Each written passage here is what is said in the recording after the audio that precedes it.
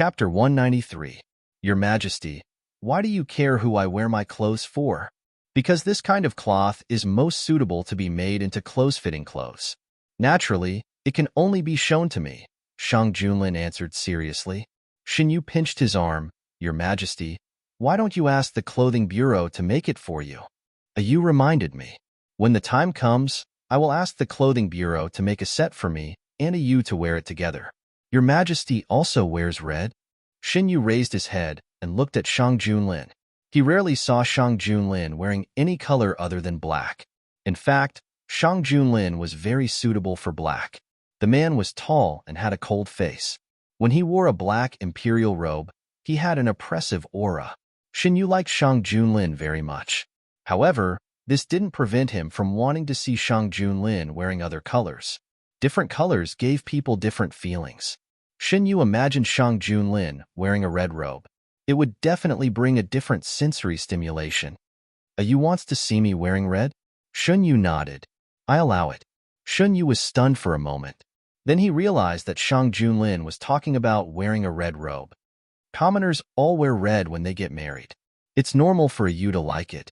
Your Majesty, why did you suddenly mention this? I just thought that Your Majesty would definitely look good in red. What does it have to do with commoners getting married? Shang Junlin smiled but didn't say anything. Shun Yu raised his hand. Speaking of which, on the day I entered the palace, Your Majesty also wore a black robe. Shang Junlin grabbed his hand and kissed it. Yes, most of the imperial robes are black. The details are slightly different. On that day, the robes were embroidered with red and gold threads. At that time, Shin Yu had just entered the palace, so he didn't pay attention to these things. Later, because he fainted, he didn't pay attention to these things. Thinking of this, he opened his mouth and asked, when I entered the palace, I suddenly fainted. Was it related to the person who arranged this assassination? It had been a year since the incident. Shang Junlin didn't talk about it, and Shin Yu didn't ask about it either. It wasn't until later that he encountered a similar incident in the Tsangchi Mountain. I originally thought that they were targeting you because of me. Now, it seems like that's not the case. No, I should say that it's not completely the case. I've already investigated the person who did it that day. According to the confession, the person who's more suspicious is the person standing behind King Yu. However, I can't rule out the possibility that what you said is true. Shang Junlin's memory of that night was especially vivid. After changing more than half of the palace staff in Yuzhong Palace, the same thing never happened again. Maybe I'm thinking too much. Unless they can predict the future and predict that I'll enter the palace and set up an ambush early in the palace. The palace is not like other places. If they set up an ambush at the last minute, it will definitely attract the attention of others. Shun Yu denied this conjecture. The person behind King Yu has been caught. I've handed the person over to Fang Jun. In a few days, there should be a result. This year's New Year is really chaos. Not only did the ministers not enjoy the New Year's holiday that they should have, but they were also busy every day because of various things. Among them, the 3 cabinet ministers were the most mentally and physically exhausted. Needless to say, the Prime Minister and Fang Jun, Shang Junlin would hand over everything to them. The other cabinet minister, who was born in an aristocratic family, also needed to be busy with various things. Almost everything that happened in the imperial court had to go through the cabinet ministers, including King Yu's rebellion and the palace banquet assassination. Although Shang Junlin had handed the matter over to the Prime Minister and Fang Jun, it did not mean that Duan Daren could completely stay out of it. What should be understood and what should be followed up, nothing could be left behind. Because these two matters involved too much, the aristocratic family officials and the humble family officials had to put down their grudges and deal with this matter together first. Political fights were fine, but after these troubles were solved, they would stop fighting. Without the upper-level officials who were in cahoots with the northern desert people, the atmosphere in the officialdom changed. Although there were some small conflicts, the overall atmosphere was still very harmonious. He Chengyu, Fang Jiai, and the others quickly gained a foothold in the northern desert. Zhang Huiqing should have been like them, shining in the northern desert. However, the emperor gave a secret order, so he had to change his appearance, hide his identity, and go to the northern desert. Other than He Qingyu, No one else knew about this for the time being. The assassination had not yet spread to the northern desert, but the news of the King of Yu's rebellion had already spread throughout the Great Huan. The movements of the imperial court were too big, so it was hard not to know.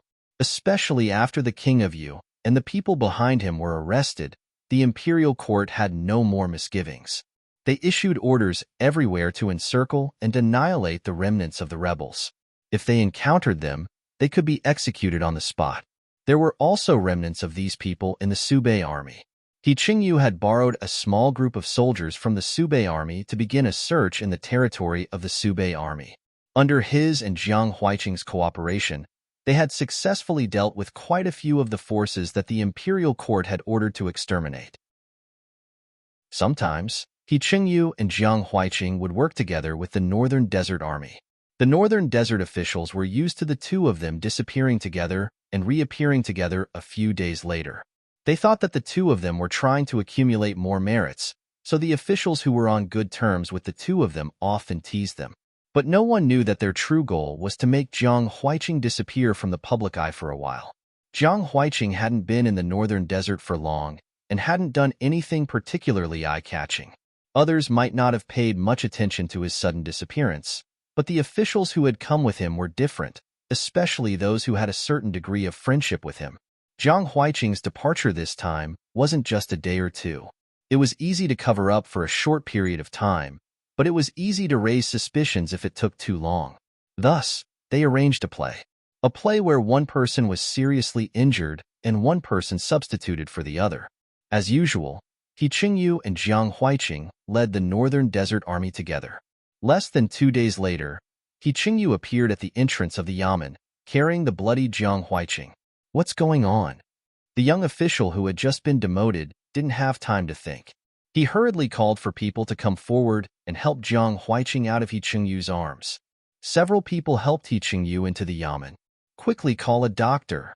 After a busy period, the two were settled down. The officials also learned the whole story from He Qingyu, who was still conscious. They had misjudged and were injured by the traitors. He Qingyu's injury was relatively light, so it didn't affect his work after being bandaged. Jiang Huiqing's injury was more serious. After the doctor examined him, he was still unconscious. Huiqing was injured so badly because he took a hit for me. This was the first time the usually steady person had shown a side of panic. The officials who were familiar with them were very uncomfortable. Zhang Darren is blessed by the heavens. Nothing will happen to him. Yes, we'll invite the best doctor in the Northern Desert. If it really doesn't work, we'll submit a memorial and ask His Majesty to send an imperial physician. Don't worry too much. Nothing will happen. You're also injured. Take care of yourself. I know. He Qingyu wiped his face. The man who had always cared about his image couldn't hide his disappointment. Since Huiqing was injured because of me, I should take good care of him before he recovers. I'll bring him to my fu and take care of him until he recovers. Everyone knew that he had a good relationship with Jiang Huiqing. After something like this happened, he must be upset. Seeing that he wanted to bring Jiang Huiqing back to his fu, they didn't dissuade him. What's more, he was willing. What was the use of dissuading him? It would be annoying for no reason. Like this, He Qingyu brought Jiang Huiqing back to his fu. Along with him was the doctor who treated Jiang Huiqing. No one noticed that a few days later, an inconspicuous carriage drove out of the side door of He Fu. Inside the carriage was the heavily injured and unconscious Jiang Huiqing. The carriage drove all the way to an inconspicuous residence outside the city and stopped. Jiang Huiqing dismounted. Inside was the person who had been waiting for him for a long time. Sir, the travel permit and the relevant documents have been prepared. Jiang Huiqing changed his clothes and fixed his appearance. After half an hour, he looked at himself in the bronze mirror. It was both familiar and unfamiliar. Your Excellency, when you reach the Northern Desert, you can take the token and go to this place. There will be people waiting for you there. If you need anything, you can send the people there. This is a map of the Northern Desert. We have marked the places with our people. Jiang Huiqing memorized the places marked on the map.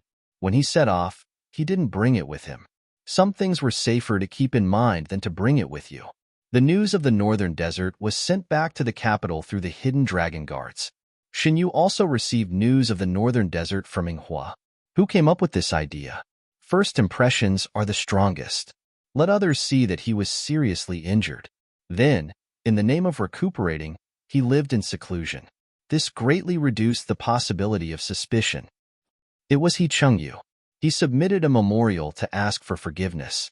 Shang Junlin took out a memorial from a stack of memorials and handed it to Shunyu. Jiang Huiqing told him about the plan. Shunyu flipped open the memorial and skimmed through it. He didn't say it clearly, but He Chengyu guessed it. That's right. I asked the hidden dragon guards to keep an eye on him. If he does anything... Shang Junlin's voice turned cold. Xinyu didn't doubt that if He Chengyu did something that he shouldn't do, Shang Junlin would directly order the hidden dragon guards to punish him. Xinyu placed the memorial back on the table. He thought of something else and said, "Since your majesty sent Jiang Huiqing to do this, you must have confirmed that there is no problem with Jiang Huiqing's identity. Your majesty, can you tell me what you found out?" His background is very simple. It's no different from what we found out previously. If you insist on it, his teacher seems to have been an official in the imperial court. During the time of the previous emperor, the imperial court was very chaotic. There were many officials who resigned or were dismissed. For now, we can't confirm which kind of teacher his teacher was. Oh, Xinyu lowered his eyes and pondered. Although Jiang Huiqing was his right-hand man in his previous life, Xinyu didn't know much about his past. Xinyu would never force others to talk about things that they didn't want to talk about. He wasn't that curious. He asked today because he wanted to take advantage of Shang Junlin's investigation. Speaking of this, we have found out the identity of the person behind King Yu. You? Why don't you make a guess? Shang Junlin held Shun Yu's wrist and pulled him to sit beside him. It must be related to the previous emperor. I'm not familiar with the officials during the previous emperor's reign. Your Majesty, if you ask me to guess, I really can't guess anything. It's Grand Tutor Zong who was demoted by the previous emperor because of a small matter. I have suspected so many people, but I have never suspected him. Wasn't Grand Tutor Zong killed during his demotion? Xinyu was surprised. He had heard about this matter before. After Grand Tutor Zong was killed, the previous emperor was very angry. It was rare for him to wake up from his absurdity. He reorganized the imperial court and imprisoned the officials who killed Grand Tutor Zong because of personal grudges. This brought about a short period of peace in the imperial court. Now, I am very suspicious. Was the previous emperor really muddle-headed, or was he pretending to be muddle-headed? If he was really muddle-headed, why would he arrange such a meticulous backup plan? If he was faking it, what was his motive? Chapter 194. The late emperor had passed away, and everything that happened in the past had dissipated like smoke. It was very difficult to figure out this problem. After all, no one was the late emperor himself, so no one knew what he was thinking. Shang Junlin also knew that it was useless to think too much about this problem, so he quickly returned to the topic. This Grand Tutor Zong, I have had contact with him before. He was a rare good official. When the late emperor was not so absurd, they had a harmonious relationship. Later, the late emperor believed in treacherous officials, and their relationship slowly drifted apart. I also remember that this Grand Tutor Zong had a good reputation among the people. After he was killed by treacherous officials, many people spontaneously worshipped him. There was even a great scholar who wrote an article saying that the last light in the imperial court had been extinguished. This matter was widely discussed in the capital. Even Xinyu, who lived deep in the Marquis mansion, heard a thing or two. Later on, Xinyu had his own power and roughly understood what happened in the imperial court. His memory of Grand Tutor Zong was especially deep. Shang Junlin, if he didn't die at that time, then the authenticity of the murder has yet to be investigated. The late emperor did kill many people in the imperial court for him, including treacherous officials and some innocent people. Xinyu, what about the dossier from that year? What was written on it? Shang Junlin. After Fang Jun found out the identity of the person behind the scenes, he immediately went to look at the dossier. The records were just like what I said before. Grand Tutor Zong was already a dead man. Xinyu, no wonder we couldn't find him before. A dead person naturally wouldn't be placed on the list of suspects. When Grand Tutor Zong died, Your Majesty had already stood out in the imperial court. Could it be that the late emperor began to suspect him at that time? How did he know who would ascend the throne in the end? Shang Junlin. I spent most of my time at the border, so I didn't know much about the late emperor's thoughts. When the incident with Grand Tutorsing happened, I was far away at the border. When I came back, everything was already settled. As for the backup plans left behind by the late emperor, I didn't know about them at first. It was only after the assassination attempt that I slowly found out that the things the late emperor left behind were far more than I imagined.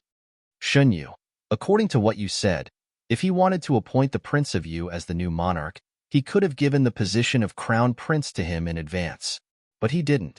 From beginning to end, Emperor Xian never agreed to appoint a crown prince. If there was another crown prince, it would be much more troublesome for Shang Junlin to inherit the throne. However, the previous emperor didn't. As the only legitimate son of the previous emperor, Shang Junlin naturally inherited the throne of the Great Huan dynasty. Not to mention, he also had outstanding military achievements and held most of the military power in the Great Huan dynasty. The other princes were no match for him. Moreover, Grand Tutor Zeng, why didn't Teacher Tan and the others know his true identity? Why was he never willing to show his true face in front of his subordinates? Because he couldn't. If a dead person reappeared in the world, it would definitely attract a lot of unnecessary trouble. How did Lord Fong find out his true identity? Also, he shouldn't have used his original appearance. Xinyu asked. If Grand Tutor Zeng had used his original appearance, he should have been recognized when he was first caught. Although it had been more than 10 years since the incident, Grand Tutor Zeng had left a deep impression in the hearts of the people. When Lord Fong had just entered the imperial court, Grand Tutor Zeng was still active in the court. It was said that Lord Fong had almost entered Grand Tutor Zeng's tutelage. This matter was also a coincidence. It just so happened that on the day Fong Jun was interrogated, an imperial physician came to the prison to test medicine and saw traces of the medicine used on Grand Tutor Zeng's face. After his appearance recovered, Fong Jun recognized him at a glance. Didn't Lord Fong get a fright? No matter who saw a person who should have been dead for many years appear in front of them, it was impossible for them to remain calm. Yes, if it weren't for this incident, the true identity of the person behind the scenes wouldn't have been so easy to find out. After the true identity of the person behind the scenes was announced, the entire imperial court was shocked. Those who entered the imperial court as officials more or less knew a bit about the previous emperor's era, not to mention the shocking matter of Grand Tutor Zeng. What kind of person was Grand Tutor Zeng? He was a clear stream in the later years of the previous emperor's reign, a good official praised by countless scholars and literati. Now that they were told that Grand Tutor Zeng stood behind the King of Yu and helped him plot a rebellion, many people's first reaction was disbelief. Is there some kind of misunderstanding? Grand Tutor Zeng lived an honest life and worked hard for the Great Huan dynasty. After being demoted, he was killed by a traitor. Now, you're saying that he's not dead? Not only is he not dead, but he also committed serious crimes such as assassination and rebellion. I don't understand why. Why do you have so many whys? If you want to know, you can go to the Ministry of Justice's prison and ask him. Maybe you can get some useful information from him. The ministers of the imperial court, including Fong Jun, were all deeply puzzled. Unlike the others, Fong Jun could ask the person in question face to face. In the Ministry of Justice's prison, Grand Tutor Zeng was tied to a pillar. Fong Jun sat across from him, his mood complicated. He had once envied Grand Tutor Zeng's character, fantasizing that if Grand Tutor Zeng hadn't been killed by a traitor, the turmoil in the Great Huan dynasty would have been reduced. Now, this person had really appeared in front of him again, but in such a way. Grand Tutor, why are you doing this? Fong Jun used the previous address. Grand Tutor Zeng was in a daze. It's been a long time since someone called me that. Why are you doing this? I'm just following orders. Whose orders? Fong Jun frowned. Other than the previous emperor, who else could it be? Grand Tutor Zeng laughed softly, his voice hoarse. Was it the previous emperor who asked you to overturn the Great Huan dynasty? Why would he do this? Fong Jun didn't understand. Who knows? He's the ruler and I'm the subject. I have to obey his orders, don't I? Just like right now, no matter what Shang Junlin wants you to do, no matter how outrageous it is, you can only do it. Grand Tutor Zheng's expression was strange, as if he was laughing, but also as if he was mocking something.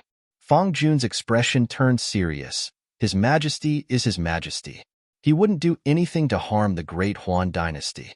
Right now, this official is interrogating you. Don't involve other places. What orders did the previous emperor give you? Don't you already know? To help the king of you ascend the throne. Grand Tutor Zheng's mocking smile widened. Why does official Fang keep asking? I already told you, but you don't believe me. Then tell me, what crime does your emperor want to accuse me of? What do you want me to confess? Fang Jun wasn't angered, his voice still calm. Is the He family also your people? You mean the He family that was stupid enough to send their entire family to prison? Grand Tutor Zheng sneered. Just a stupid dog? Why did they attack Guijun? Fang Jun glanced at him without emotion. Don't tell me this was also the previous emperor's order. You've already said everything. What else does official Fang want me to say? This interrogation seemed to have yielded a lot of information, but in reality, there was very little that was useful. After sorting out the confession and the interrogation process, Fang Jun sent it to the Imperial Palace. Imperial Study. Fang Jun knelt on the ground. Eunuch Meng took the confession from his hands and handed it to Shang Junlin with both hands. Shang Junlin picked up the confession, opened it, and read 10 lines at a glance. His eyes darkened slightly. Make arrangements. Zhen wants to see him. Your Majesty? Fang Jun raised his head in surprise. Shang Junlin rubbed the confession in his hands, his voice without the slightest trace of emotion. There are some things that Zhen wants to confirm personally. Fang Jun knew that once Shang Junlin made up his mind, he would not be swayed by others, so he swallowed the words of dissuasion that were on the tip of his tongue. This subject obeys. Fang Jun went to the Ministry of Justice in advance to make arrangements. The Minister of Justice walked beside him and was quite puzzled. Why does your Majesty suddenly want to come? How can we, as subjects, interfere with what your Majesty wants to do? Fang Jun did not turn his head and continued to make arrangements. No. The Minister of Justice's tone was anxious. This person planned and tried to rebel. If, this lowly official is saying if, something happens to your Majesty, can you and I bear the responsibility?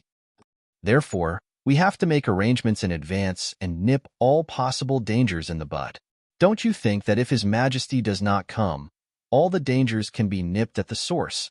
The Minister of Justice said faintly. Fang Jun stopped. Then you will send a memorial to persuade His Majesty? Forget it. Let's make arrangements. The Minister of Justice wiped his face and joined Fang Jun's action. The Ministry of Justice was busy because they would soon welcome the Emperor. I always feel that there is something neglected in this matter. I plan to meet Grand Tutor Zheng in person. In Yuzhong Palace, Shang Junlin told Xinyu about his plan. Prince Yu is also locked up in the Ministry of Justice, right? Xinyu poured a cup of tea for Shang Junlin. Your Majesty, try it. It's new tea that was just delivered. Shang Junlin took the teacup and took a sip. Yes. Why is you suddenly asking about him? The person behind the scenes has been caught. Shouldn't your Majesty deal with Prince Yu? Shun Yu's hand that was holding the teacup tightened. Yes, he was kept to lure out the person behind the scenes. Now that the person has been caught, there is no need to keep him. Shang Junlin did not have any good impression of Prince Yu. After listening to Shang Junlin's words, Shun Yu fell silent. Noticing his strangeness, Shang Junlin put down the teacup, lifted Shun Yu's chin, and said in a dangerous voice, "You is not happy?" Shin Yu shook his head. I always feel that things are going too smoothly. After going through so much trouble to catch the person, it was not smooth. Shin Yu also knew this, but he was a little uneasy. Don't think too much. I won't let him escape again. Shang Junlin let go of his hand and stood up. I heard from the Ministry of Justice that Shang Junyua's situation is not good now. If you is really concerned, then go with me. When does your Majesty plan to go? In 2 days. Shin Yu stood up and walked to Shang Junlin's side. Does Prince Yu know that the person supporting him is Grand Tutor Zheng? Shang Junlin. It seems that he doesn't know. He only knows that the former emperor left him a lot of things. But so far, only a small part of these things has reached his hands. According to his confession, he was forced to revolt this time. Among the troops that were wiped out, less than 10% listened to his orders. Chunyu, from the looks of it, rather than saying that the king of you is rebelling, it's better to say that the person behind the king of you is using his name to raise an army. If that's the case, Grand Tutor Zheng's true purpose is open for discussion. Is he really doing all this just to send the king of you to the throne? Definitely not. Shang Junlin would never easily believe a person's words. Perhaps in the past, he simply obeyed the orders of the late emperor and took the opportunity to assist the king of you in ascending the throne. However, after holding power for so many years, no one can guarantee that his thoughts haven't changed. Power was the thing that could change a person's mind the most. Chapter 195. Your Majesty, are you saying that Grand Tutor Zheng is disloyal? There is indeed such a possibility. If our conjecture is correct, the people left behind by the previous emperor are for Grand Tutor Zheng to order around. For a person who has always been in charge of his own affairs to suddenly hand over the power in his hands, he definitely wouldn't be so willing. Shin Yu thought of the mysterious force that appeared beside King Yu in his previous life. He used to think that the force helped King Yu because he saved young Master He. It seemed that he was wrong from the beginning. The force helped because Shang Junue was King Yu. Young Master He was just an excuse to fool them, and even King Yu. In his previous life, he had been by King Yu's side, dealing with all kinds of matters for him. He was sure that the mysterious faction had never revealed themselves, and the person behind the scenes had never appeared. Moreover, from King Yu's attitude, it was not hard to see that he was extremely respectful to that person, and there was even a trace of undetectable fear. Shin Yu felt that King Yu might not know who the real master of the mysterious force that helped him was until the end. If you want to confirm it, you will know when you see the person, Shang Junlin said lightly. The date of going to the Ministry of Justice was 3 days later. These days, Shen Yu had asked the people of Yinghua to pay attention to the movements of Count North's residents, especially Shan Qingran. As the protagonist of the story, Shen Yu would not take it lightly. There was nothing unusual in Count North's residence for the time being. 3 days passed in the blink of an eye. Shen Yu changed into casual clothes and got on the carriage to the Ministry of Justice with Shang Junlin. This trip was light and not many people knew about it. The Minister of Justice had prepared in advance. When they arrived, he directly led the carriage to the prison. Who's the person sitting in the carriage? Why is the minister personally leading the carriage? Under the eaves, several low-ranking officials saw this scene and were curious. No matter who it is, you and I can't casually talk about him. Shen Yu sat in the carriage. The Minister of Justice reported the progress of the case to Shang Junlin outside the carriage.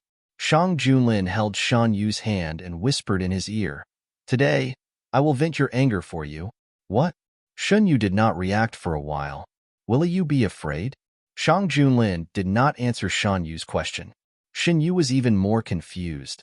Afraid of what? Your Majesty is talking about what will happen later? Yes. Interrogation of the prisoner may be tortured. Your Majesty, do you think I'm such a coward? Shen Yu pressed his finger against the man's broad palm. Your Majesty, you don't have to worry about me. Shen Yu's heart. Shang Junlin's palm. Shen Yu's hand. Shen Yu's hand touched. Shen Yu's hand's palm's hand. Shen Yu's hand was itchy. He withdrew his hand. Your Majesty can do whatever you want. I didn't come with your Majesty to restrict your Majesty's actions. I know. No matter what happens later, you can't be afraid of me. Shang Junlin held Shen Yu's hand tightly. I won't. Not long after, the carriage stopped. As before, Shang Junlin got off the carriage first, followed by Shen Yu. Shang Junlin carried Shen Yu out. He ignored the Minister of Justice's stunned gaze and said, "Take me there." The Minister of Justice quickly restrained his expression. Yes, he knew that His Majesty would come, but he did not expect that His Majesty would bring His Majesty with him. When he saw Shen Yu coming out of the carriage, his first reaction was shock. Why did His Majesty bring His Majesty with him? At present, everyone in the court knew that the Emperor doted on His Majesty and discussed important matters of court with him. It wasn't that the officials didn't want to object, but Shun Yu had grasped the decree so well that they couldn't find a reasonable place to refute. If His Majesty brought His Majesty to other places, the Minister of Justice could understand. But why did His Majesty bring His Majesty to the prison of the Ministry of Justice? Suppressing the various thoughts in his heart, the Minister of Justice obediently led the way with his head lowered. He was just curious, but he did not dare to ask. The structure of the prison of the Ministry of Justice was different from that of the secret prison. The Minister of Justice led the two through the prison cells and came to the innermost part. The criminals who had committed capital crimes were locked up here. The jailers who guarded here were selected in advance. They knew Shang Junlin's identity and did not dare to neglect him. They took out the key to open the door and brought the prisoner to the interrogation room. Grand Tutor Zhang was tied up. Two jailers stood on either side of him. This was to prevent him from suddenly attacking people. There has been a lot of commotion in the prison these days. I was wondering what had happened. It turns out that His Majesty came personally. Grand Tutor Zhang raised his head and looked at the man sitting opposite him. Jin didn't come here to reminisce about the past. I know, Grand Tutor Zhang nodded. His Majesty is very busy every day. It is not easy for him to take time out to see me. But His Majesty can come alone. But why did His Majesty bring the person sleeping next to him? The prison is not like other places. It would be bad if he was frightened. The Minister of Justice stood respectfully behind Shang Junlin. When he heard this, he was about to scold him for being rude when he heard His Majesty speak. You know my identity? Grand Tutor Zhang snorted. Who doesn't know His Majesty Shun Guijun, who is the most favored in the harem? Xin Yu, it's good that you know. I don't have to introduce myself again. Since you know who I am, why don't you solve my doubts? Why did you attack me again and again? Grand Tutor Zhang. Because His Majesty likes His Majesty. Xin Yu. Is this also the late Emperor's intention? Grand Tutor Zhang. You can think of it that way. Shen Yu, since you are so obedient to the late Emperor, why didn't you hand over the power left by the late Emperor to the king of you? When the late Emperor chose you, did he think that a loyal dog would betray its master one day? His Majesty is really eloquent. Grand Tutor Zhang turned to look at Shang Junlin. His Majesty just let him climb over your head like this? There is no need for a prisoner like you to worry about the matters between Zhan and His Majesty. As long as His Majesty is happy, Zhan will let him do whatever he wants. Shang Junlin said indifferently, as long as His Majesty is happy. Seeing that his instigation was unsuccessful, Grand Tutor Zhang resentfully withdrew his gaze. He can't even protect himself. Why worry about other people's matters? The Minister of Justice couldn't help but whisper. Except for the beginning, Grand Tutor Zhang's attitude was still quite cooperative. He would answer all of Shang Junlin's questions. These were the results of Fang Jun's interrogation. Shang Junlin asked again to lower Grand Tutor Zhang's guard. He wanted him to think that this was all they wanted to know. In the end, Shang Junlin stood up. Zhan has always been curious. When the late Emperor was alive, he didn't seem to care much about Shang Junyue. Why did he leave him so many things before his death? If he really wanted to make Shang Junyue the emperor, he could have made Shang Junyue the crown prince. Naturally, it's because the Prince of Yu is the late emperor's son. Grand Tutor Zhang answered without hesitation. The late emperor had so many princes. Why was the Prince of Yu the only exception? If Xinyu remembered correctly, other than Shang Junlin and Shang Junyue, there were other princes alive before the late emperor died. Shang Junlin only killed a few who were good at seizing power. He didn't touch those who weren't competitive or were too young. How can we, as subjects, guess the late emperor's thoughts? I was just following the late emperor's orders. Zhen will take it that you really don't know. Shang Junlin walked slowly to the rack where the instruments of torture were placed. He took a soft bone whip from the rack. Now, Zhen will ask you, were you the one who gave the order to harm the noble prince? Don't use the late emperor to fool Zhan. The late emperor is already dead. He couldn't have foreseen the noble prince's existence. Zhen will only ask, were you the one who gave the order? Yes. Grand Tutor Zhang closed his eyes in the face of the imposing man. Very good. As soon as he finished speaking, a sharp gust of wind swept past. Slap! The bone whip had barbs on it. With one lash, the skin and flesh were torn open. No one expected Shang Junlin to suddenly make a move. The Minister of Justice widened his eyes in shock as he looked at the man wielding the whip. Shen Yu suddenly remembered that on the way here, Shang Junlin had said that he would avenge him. The smell of blood spread. Big beads of sweat rolled down Grand Tutor Zheng's forehead. It was painful. 3 times. Jin will remember them all. Shang Junlin's tone was cold. Grand Tutor Zheng, who was very close to Shang Junlin, could clearly feel the cold murderous intent from the man. It seemed that compared to the rebellion, Shang Junlin cared more about the fact that Shang Junlin had injured his noble prince. The bone spike was soaked in salt water. Under the piercing pain, all of his consciousness was used to resist the pain. After being locked up in prison, those people had tortured him many times in order to get useful information out of him. However, none of them had caused him to suffer as much pain as today. The wound was burning hot. Shang Junlin had used his skills and specifically chose the most painful place to strike. What he wanted was to make the other party feel unbearable pain. Your Majesty is really a sentimental person. Grand Tutor Zheng clenched his teeth. His voice trembled slightly. Zhen warned you before not to touch the noble prince. It seems that Grand Tutor Zheng didn't take it to heart. Grand Tutor Zheng thought of the miserable end of those people who had been arranged to deal with Shen Yu and fell silent. Noble prince this? Wasn't he here to interrogate about the rebellion? Why didn't His Majesty care about this important matter at all? The Minister of Justice couldn't help but ask in a low voice.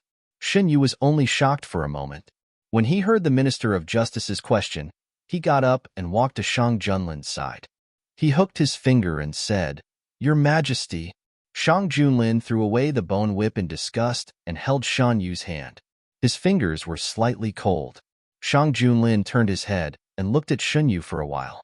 When he saw that there was no fear on his face, he was slightly relieved. You were ordered by the late emperor to assist the king of Yu to ascend the throne. However, you, who had been in power for many years, changed your mind halfway. Instead of wholeheartedly serving the king of Yu, it's better to slightly change the situation. It's still you who helped the king of Yu to ascend the throne.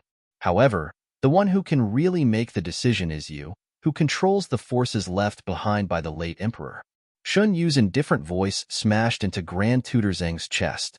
Grand Tutor Zheng's mind was mostly occupied by the pain. He had no time to spare more energy to deal with Shan Yu's question. Yes, you're right. Obviously, those forces are in my hands. Why should I lower myself to the king of Yu? In fact, I don't mind telling you that the late emperor chose me to do this because he thought that I wouldn't be tempted by power. However, he never asked me if I was willing or not. I'm not willing. I have a bright future. Why should I be a dead person who can't see the light of day? Grand Tutor Zheng looked at Shang Junlin's face, which was somewhat similar to the late emperor's, and almost couldn't control his emotions. If you really didn't want to, you could have refused at that time. Shen Yu's tone was calm. He wasn't affected by Grand Tutor Zheng's attitude. It's useless. Like I said, the late emperor was the emperor, and I was the subject. If I didn't agree, then I would have really died. It's said that the late emperor was angry because of my death. How many people know that the person who was sent to kill me wasn't some treacherous subject, but the late emperor? The late emperor wanted his own bloodline to become the master of the great Huan country. I didn't want to. Unfortunately, he didn't completely let down his guard against me until he died. If not, why would I waste so much time on the king of Yu? Now that the forces under my command have been almost wiped out, and I'm locked up in prison, I know that I can't escape this disaster. Perhaps I shouldn't have chosen this path in the first place. It's better to die cleanly than to die now. Grand Tutor Zheng glanced at Shen Yu. The young man was dressed in white, and his temperament was like bamboo. Standing in the dark prison, he didn't fit in with his surroundings. He was just like the old him who was able to protect his own heart even when he was surrounded by treacherous people. Grand Tutor Zheng lowered his head and looked at Shen Yu. He remembered that he used to be high-spirited and vigorous. He was able to form his own faction in the materialistic officialdom. He wasn't affected by external factors, and his reputation spread far and wide. Who wouldn't praise him for his strength of character? In the end, he became the kind of person that he used to hate the most. Don't you want to know about the late emperor's other arrangements? I can tell you what I know. In exchange, I only ask one thing. The mistake I made was my own, and it has nothing to do with Grand Tutorzong. The dead shouldn't appear in this world again.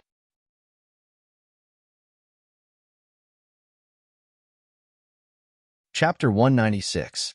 Right now, you are a prisoner. What qualifications do you think you have to make demands? Moreover, many people in the court already know your identity. No matter what your original intention was, the one who pushed you to this point was not others, but yourself. Shunyu said, "You are right." Grand Tutorzong froze, his momentum waning. "It is nothing more than deceiving myself." The previous emperor left behind 500,000 soldiers and horses. I can only mobilize half of them. I don't know where the rest are. He also left behind a large amount of money and jewelry.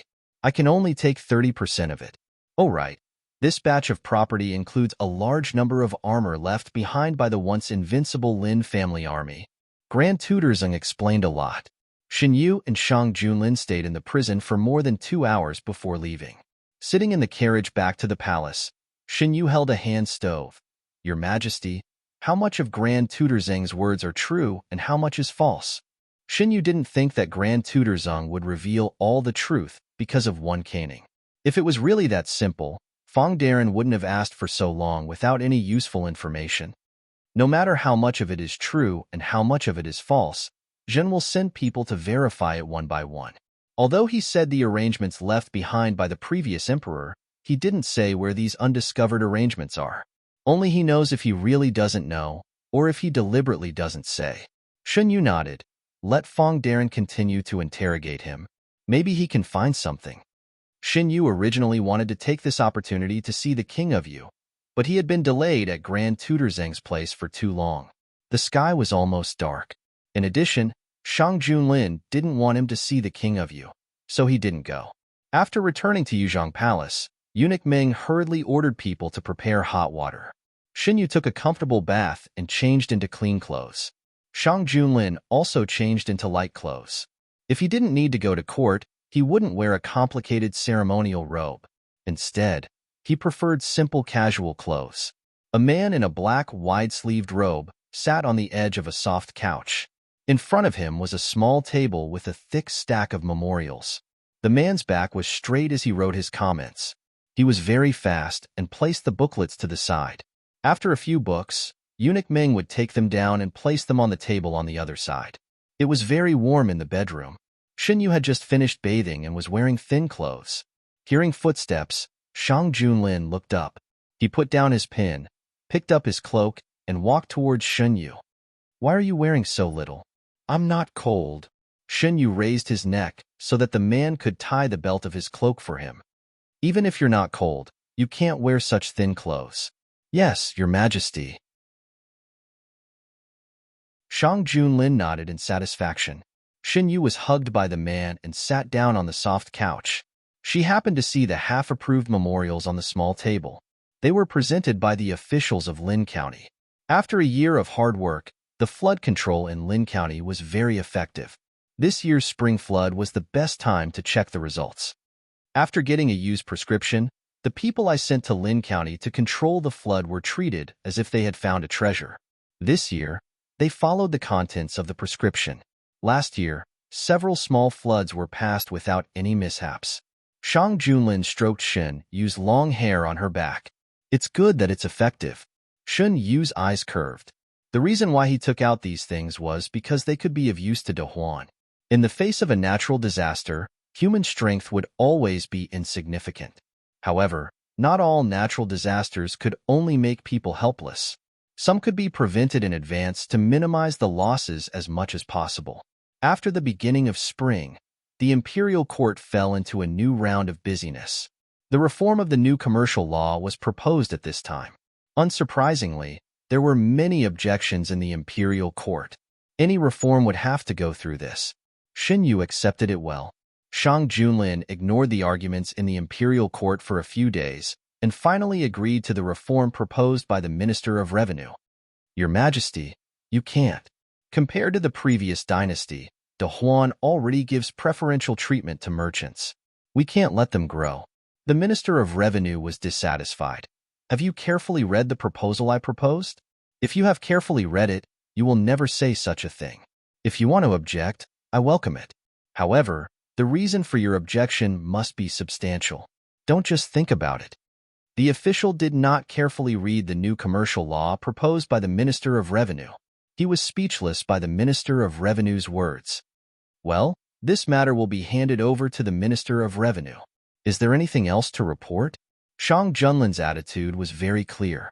Since this matter had been decided, there was no need to talk nonsense. The first thing to do in the new year was to change the law regarding merchants. In fact, there were not many changes. For example, the son of a merchant could not enter the imperial court as an official. However, there were some additions. For example, Yin Zheng's previous actions of sponsoring the Ministry of Works to build roads and merchants from all over Subei had been approved by the imperial court.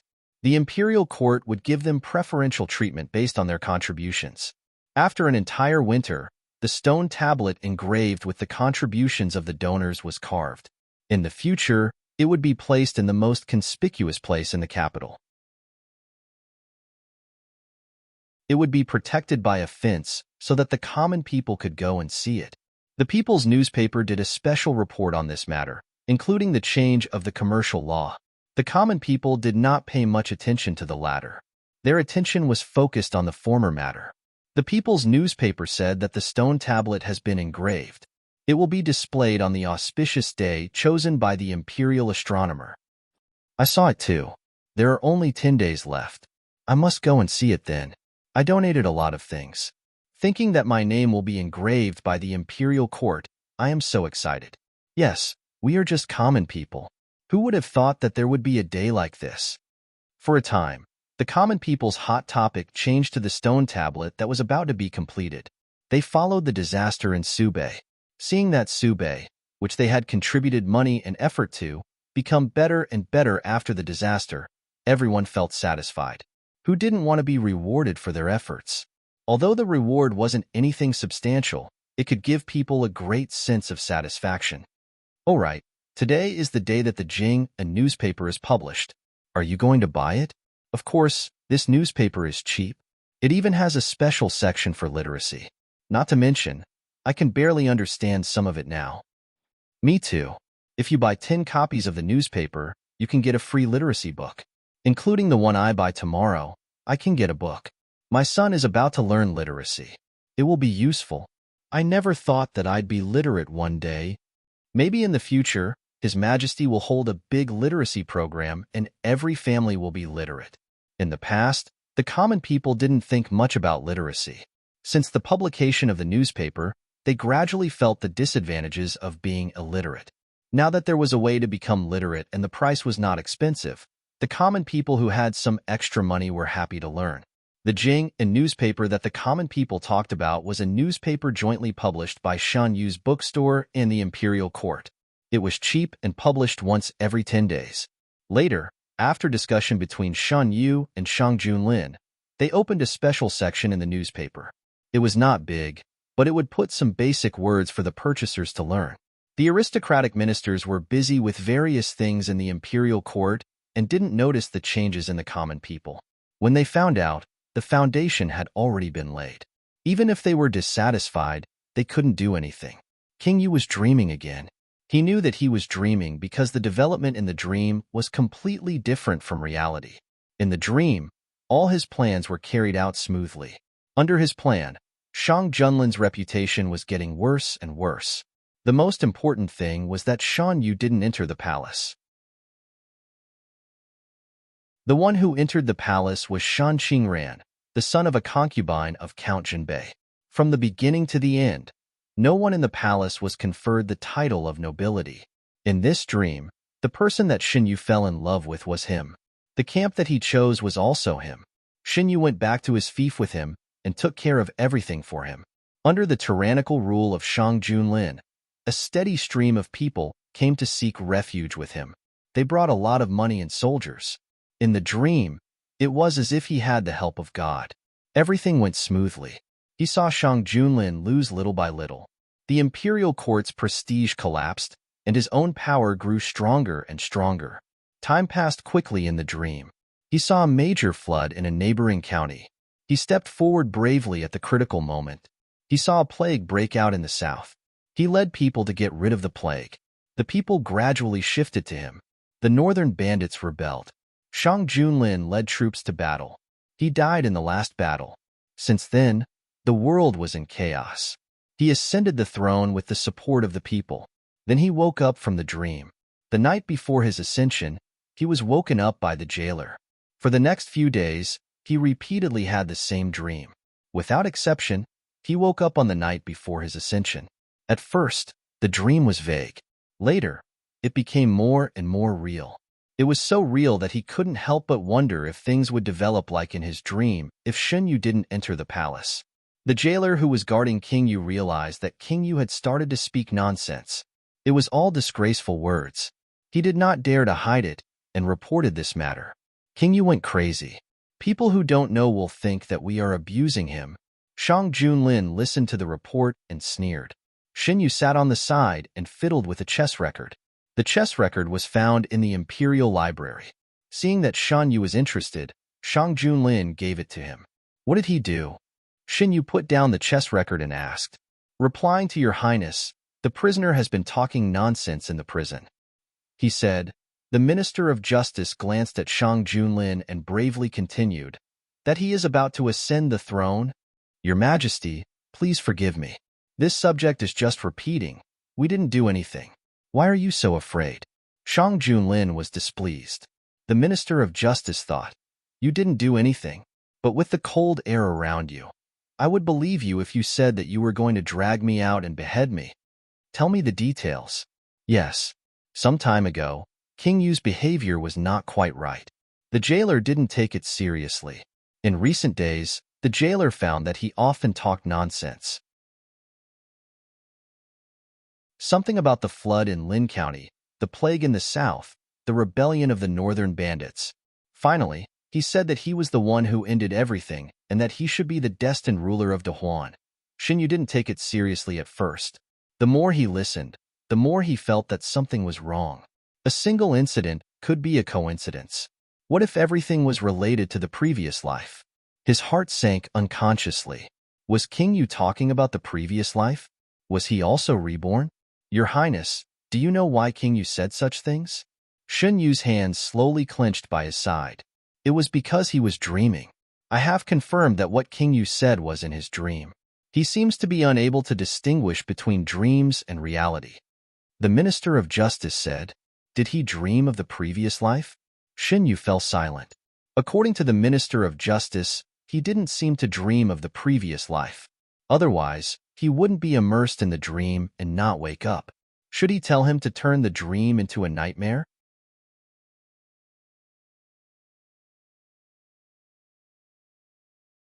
Chapter 197. Shen Yu was thinking about something and didn't notice that the Minister of Justice had left under Shang Junlin's signal. He also didn't notice that Shang Junlin had walked to his side. What is you thinking about? Shang Junlin looked at Shen Yu, who had fallen into silence after listening to the Minister of Justice's words, and his expression was unclear. I'm thinking about what the Minister of Justice said. Is Prince Yu pretending to be crazy or acting dumb? Shen Yu came back from his thoughts. Shang Junlin, you thinks he's pretending? Shen Yu, what else could it be? Your Majesty once locked him up in the dark prison for so long, but nothing happened to him. How could he go crazy after just a few days in the Ministry of Justice's prison? Shang Junlin, Yu's words make sense. Shen Yu, whether he's really crazy or not, we'll know when we see him. Shang Junlin fell silent and looked at Shen Yu without saying anything. Your Majesty, why are you looking at me? Shen Yu opened his eyes wide with an innocent look on his face. Shang Junlin raised his hand to cover his eyes and said with an inexplicable emotion, So, you wants to see Prince Yu? I'm a little concerned about his dream. Shen Yu didn't deny it. I want to know what's going on. I remember that Yu also had a dream before. When he woke up and saw me, he was very scared. What did Yu dream about that day? Shang Junlin couldn't forget this matter because the emotions that appeared in Shun Yu's eyes that day were something he had never seen before. A person's eyes couldn't lie. If he was really afraid of someone, no matter how well he pretended, there would still be clues in his eyes. He was sure that Shun Yu wasn't afraid of him. When they first met, Shun Yu didn't show any fear in his eyes. Later, when they met day and night for a long time, he didn't see any fear in Shan Yu's eyes. No matter how good a person was at disguising himself, it was impossible for him to not leave behind any flaws for a long time. I had a bad dream. I didn't see His Majesty in the dream, so I woke up in fright. To be honest, that dream didn't have much to do with the previous life. Rather than saying that it was related to the previous life, it was better to say that Shun Yu was afraid that he would follow in the same footsteps in this life. Shang Junlin didn't care about Prince Yu, but if this matter was related to Shun Yu, he couldn't ignore it. Hence, he instructed the Hidden Dragon guards to get information about the dream from King Yu no matter what method they used. Perhaps he dreamt of what he thought about during the day. That night, Shin Yu dreamt of something related to his previous life. The flames of war swirled in the air as the sounds of killing shook the heavens. He was protected in someone's arms as they passed through the rain of blades and swords. At first, he thought that the person protecting him was Gu Huai from his previous life. Later on, he realized that it was wrong. The time and place were not right. He had never had such close contact with Gu Huai before. The two of them only had a cooperative relationship. Other than the necessary interactions, Gu Huai rarely took the initiative to talk to him. However, the man in his dream was different. His mouth opened and closed as if he was talking nonstop. Shen Yu wanted to hear him clearly, but it was as if there was a layer of cover. No matter how anxious he was, he couldn't hear him. The weather was very cold. It seemed like it was snowing. He curled up in the man's arms and absorbed the only warmth he could. In the darkness, Shun Yu suddenly opened his eyes. His waist was restrained and his back was leaning against a heat source. The warmth kept coming. It was exactly the same as the feeling in his dream. Shin Yu smiled silently. No wonder he had such a dream. In the dream, they were in a world of ice and snow, isolated and helpless. Outside the dream, they were hugging each other and sleeping in a warm palace. It was so nice. Shin Yu turned around and sniffed the man's scent that made him feel at ease. He slowly closed his eyes. The arm around his waist pulled him closer to his chest. When they woke up the next day, it was drizzling outside. The spring rain continued, and the plants grew new branches and leaves. They were verdant and lush, and the grass by the roadside bloomed with white flowers. Shin Yu held an umbrella in one hand and strolled in the rain. The orchids that young master planted have bloomed. Do you want to go and take a look? Mushi followed behind him and whispered. Shin Yu turned around. I saw that there were no buds 2 days ago, and now they're blooming? Yes, several of them have bloomed. The ant in charge of taking care of the flowers and plants told me this morning. Mushi knew that her young master liked to grow flowers, so she deliberately mentioned it. All right, let's go and take a look. The flower house was not far from where they were, and they arrived after walking for about a quarter of an hour. Instead of calling it a flower house, it was more appropriate to call it a flower hall. Most of the flowers inside were sent by Shang Junlin. Shin Yu grew flowers as a hobby. He did not care whether the flowers were expensive or not. The flowers sent by Shang Junlin were the same. He sent all the suitable ones that he thought Shan Yu would like. It's really strange. The flower sent by Princeton has bloomed for almost half a year, but there are no signs of it withering. The flower was in a conspicuous position. Mushi saw it as soon as she came in. Shin Yu looked up. It's blooming beautifully. As if it understood Shin Yu's praise, the flower swayed gently. Shin Yu looked around and saw the flower that Mushi was talking about. He walked over. When the flower was sent by His Majesty, it was withered. Look, young master, it's full of vitality now. The flowers in the flower house were carefully taken care of. Not to mention that Shin Yu personally took care of them, but the fact that these flowers belonged to Shun Yu made the palace servants dare not be careless. Now, everyone in the palace knew how much His Majesty was favored. Serving His Majesty well would have a better future than serving in other places. Shin Yu walked around the flower house and asked, "What's the situation outside the palace?" Mu Shi, "Everything in the Marquis mansion is as usual. Duke Xinbei and his confidants have secret talks in the study room every day." Yinghua's people found a way to sneak in and found that they were talking about how to get Duke Xinbei back to work in the imperial court. Shen Yu, Duke Xinbei has always valued the development of the Marquis mansion. Now that he has been stripped of his position and Shen Qingran can't be relied on, he has to find a way to return to the imperial court. Mu Shi, those confidants of Duke Xinbei seem to want Duke Xinbei to come to you for help. They said that with His Majesty's favor, as long as you are willing to speak, the predicament of the Duke Xinbei's mansion can be easily solved. Not only the Duke Xinbei's mansion, but other officials also said so. After Duke Xinbei lost power, not everyone drew a clear line with him at the first time.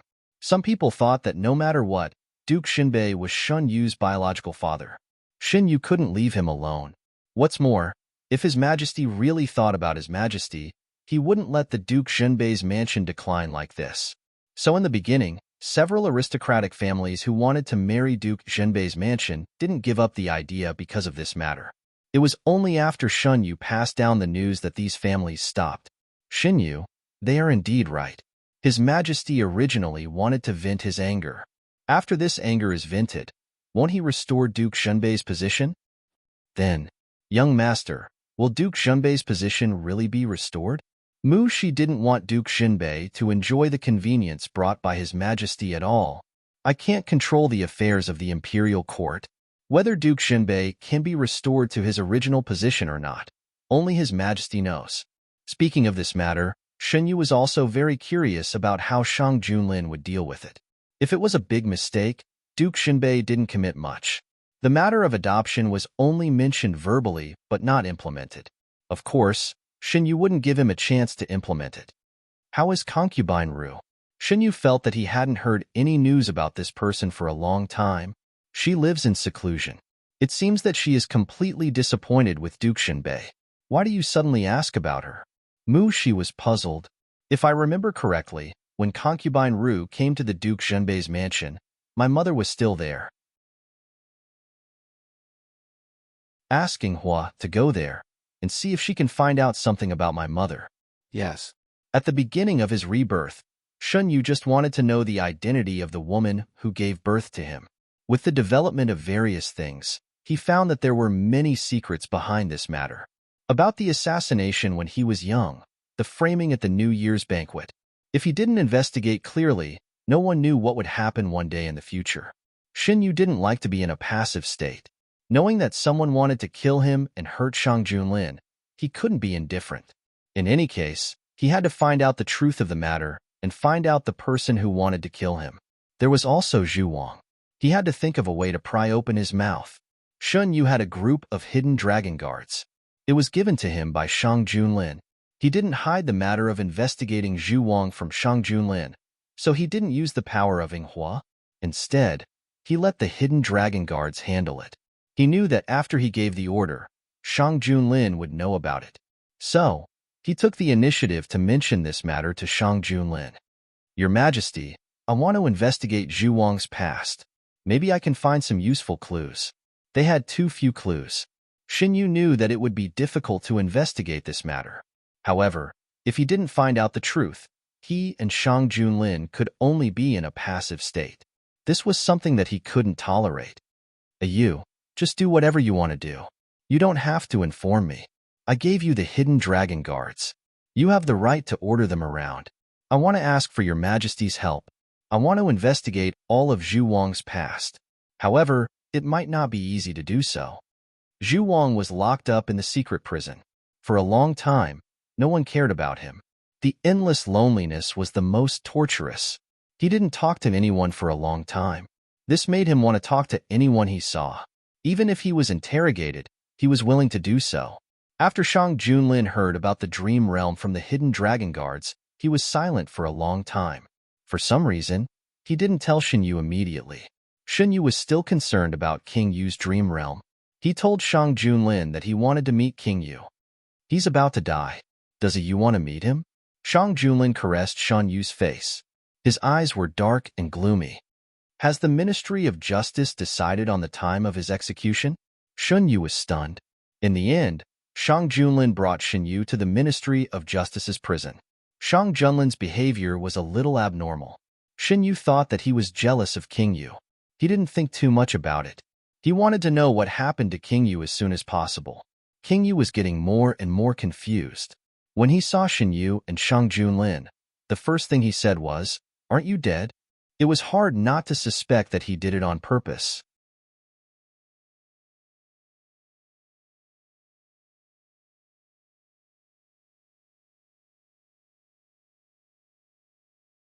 Chapter 198. The fog that had been covering his mind dispersed.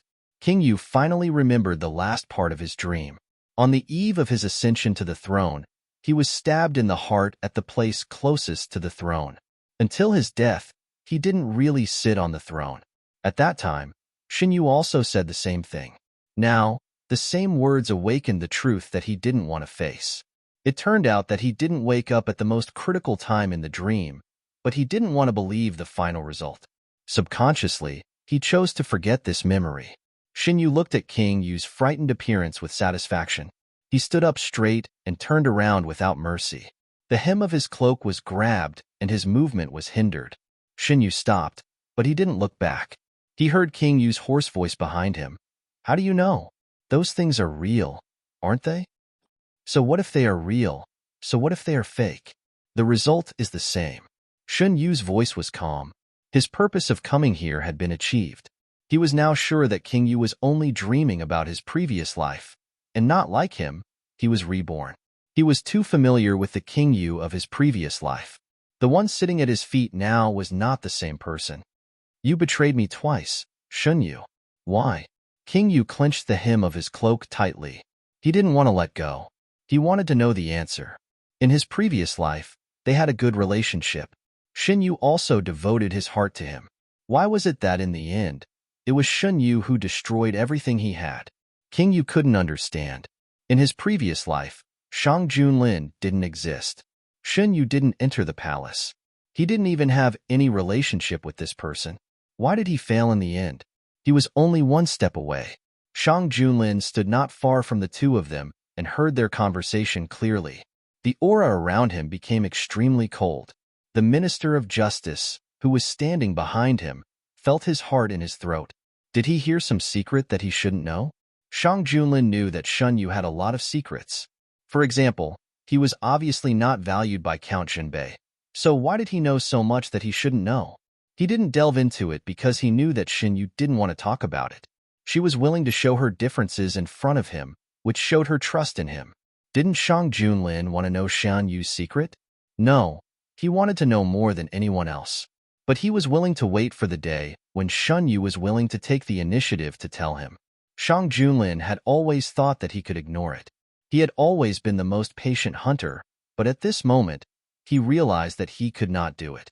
He could not remain indifferent to the fact that Shin Yu and the Prince of Yu had a common secret, especially when it was related to the dream that the Prince of Yu had. Shang Junlin had already gotten all the information about the dream from the hidden dragon guards. He couldn't imagine how Shun Yu would give everything to the Prince of Yu. He couldn't imagine how intimate the two of them might have been, even if it only happened in the dream. As long as he thought of those things, the ruthlessness in his heart would be like rolling waves, boiling endlessly. Shang Junlin walked over and stepped on the Prince of Yu's hand that was grabbing onto Shan Yu's clothes. Under the pain, the Prince of Yu had no choice but to let go. Shang Junlin hugged Shin Yu like an evil dragon declaring its sovereignty. A Yu is not someone you can covet. Do you think you are worth a Yu's betrayal? The sarcasm was like a sharp sword stabbing into the Prince of Yu's heart. The Prince of Yu laughed out loud. If he can treat me like this, he will treat you like this sooner or later. Shang Junlin, what are you so proud of? I will wait for the day when we end up in the same situation. Shin Yu felt helpless when he felt the grip on his waist tighten. He thought that Shang Junlin didn't know anything. Now, it seemed like that wasn't the case. The Prince of Yu struggled madly. Shang Junlin frowned. When the Minister of Justice saw this, he quickly ordered the guards to restrain the crazy Prince of Yu. Don't you have anything to say to me? The Prince of Yu struggled to look at Shun Yu. Why did you betray me? If it wasn't for the guards holding him down, he would have pounced on Shun Yu. Shun Yu sighed. What does the Prince of Yu want me to say? Other than the fact that I tried to get close to you using deception as an excuse, what else do I have to say? King Yu was stunned for a moment before he struggled even harder. He whimpered and mumbled some unclear words. Shun Yu had already settled the grudges from his previous life. Although the result was tragic in this life, the Prince of Yu would pay the price for his crimes. A Yu doesn't have anything to say to me? After returning to the palace, Shang Junlin dismissed the palace servants. Only Shun Yu and himself were left in the huge palace. Your Majesty knows the content of the Prince of Yu's dream? Shang Junlin nodded. Shun Yu looked at the man. Is your Majesty afraid? What is there to be afraid of? Shang Junlin stroked Shun Yu's face and gently stroked it. Even if a Yu is an immortal or a demon, he can only be mine. Shun Yu choked on the words he wanted to say. He originally wanted to ask if Shang Junlin was afraid that he would treat him like how he treated the Prince of Yu. However, when he heard Shang Junlin's words, he suddenly realized that Shang Junlin and Shang Junlin were two completely different people. Would Shang Junlin be afraid of him because of this? He already knew the answer in his heart. Actually, I also had the same dream as the Prince of Yu before I entered the palace. Shun Yu gently rubbed Shang Junlin's hand. After the first sentence came out, the following words were much easier to say. Since your Majesty knows the content of this dream, I won't go into detail. I don't know if this dream is real or not, but it doesn't prevent me from hating the Prince of Yu because of this dream. I hate being deceived and schemed against the most. So, you chose to do the opposite of what he did in the dream, right? Yes. Originally, when Shun Qingran and his mother schemed against me, I was bound to fight back. Now, I'm glad that I made the decision in the heat of the moment. Otherwise, how could I meet your Majesty? I'm also very glad. Shang Junlin pulled her into his arms. With a Yu, I can't imagine life without a Yu. In the dream, I was blind and couldn't see the true face of the Prince of Yu. I was deceived by him for so long. Shun Yu leaned into the man's arms and said in a muffled voice, What happened after that? What did you say to the Prince of Yu that made him have such a big reaction? Shang Junlin gently patted Shun Yu's back. In a place where Shun Yu couldn't see, his eyes were dark. Of course, I shattered his dream. The Prince of Yu thought that he succeeded in ascending the throne in his dream. In fact, he didn't. I just let him know that whether it was in his dream or in reality, his ambition would be in vain in the end. Shang Junlin was an emperor himself. He knew how much he had to sacrifice in order to make the Prince of Yu's plan fail under such circumstances. His heart was split into two halves. Half of his heart was crazily jealous of the Prince of Yu in his dream. The other half was extremely distressed for Shun Yu's experience in his dream, even if it was just a dream. This caused Shang Junlin's actions at night to be particularly unpredictable. He switched back and forth between being rough and extremely gentle. Shun Yu was tormented quite badly. He kicked her, "Stay away from me." Unsurprisingly, her ankle fell into the palm of the man's hand. Under the gentle peck, her body couldn't help but tremble. Her tears couldn't be controlled and slid down her cheeks. The man patiently kissed her away. His movements were extremely gentle, as if the storm just now was an illusion of Shun Yu. Indulging in the gentleness, Shun Yu's resistance became weaker and weaker. You can only be mine. The same sentence was repeated over and over again in Shun Yu's ears, as if it was imprinted into his bones. You? Tell me, who do you belong to? Shun Yu replied randomly, I am your Majesty's. Yu is so obedient. The next day, when Shun Yu woke up, those words still lingered in his mind. It was as if a unique mark had been engraved in his mind, constantly reminding him that he only belonged to Shang Junlin. Thinking about what happened last night, Shun Yu's face became hot. A jealous man really shouldn't be provoked. Fortunately, Shang Junlin didn't continue to ask about the dream. Shun Yu lay on the bed and sighed as if his body was falling apart.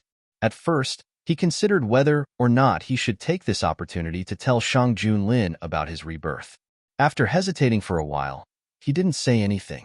He only said that he had the same dream as Prince Yu. He didn't know if Shang Junlin believed him or not. Rubbing his sore back, Shen Yu was glad that he didn't tell the truth.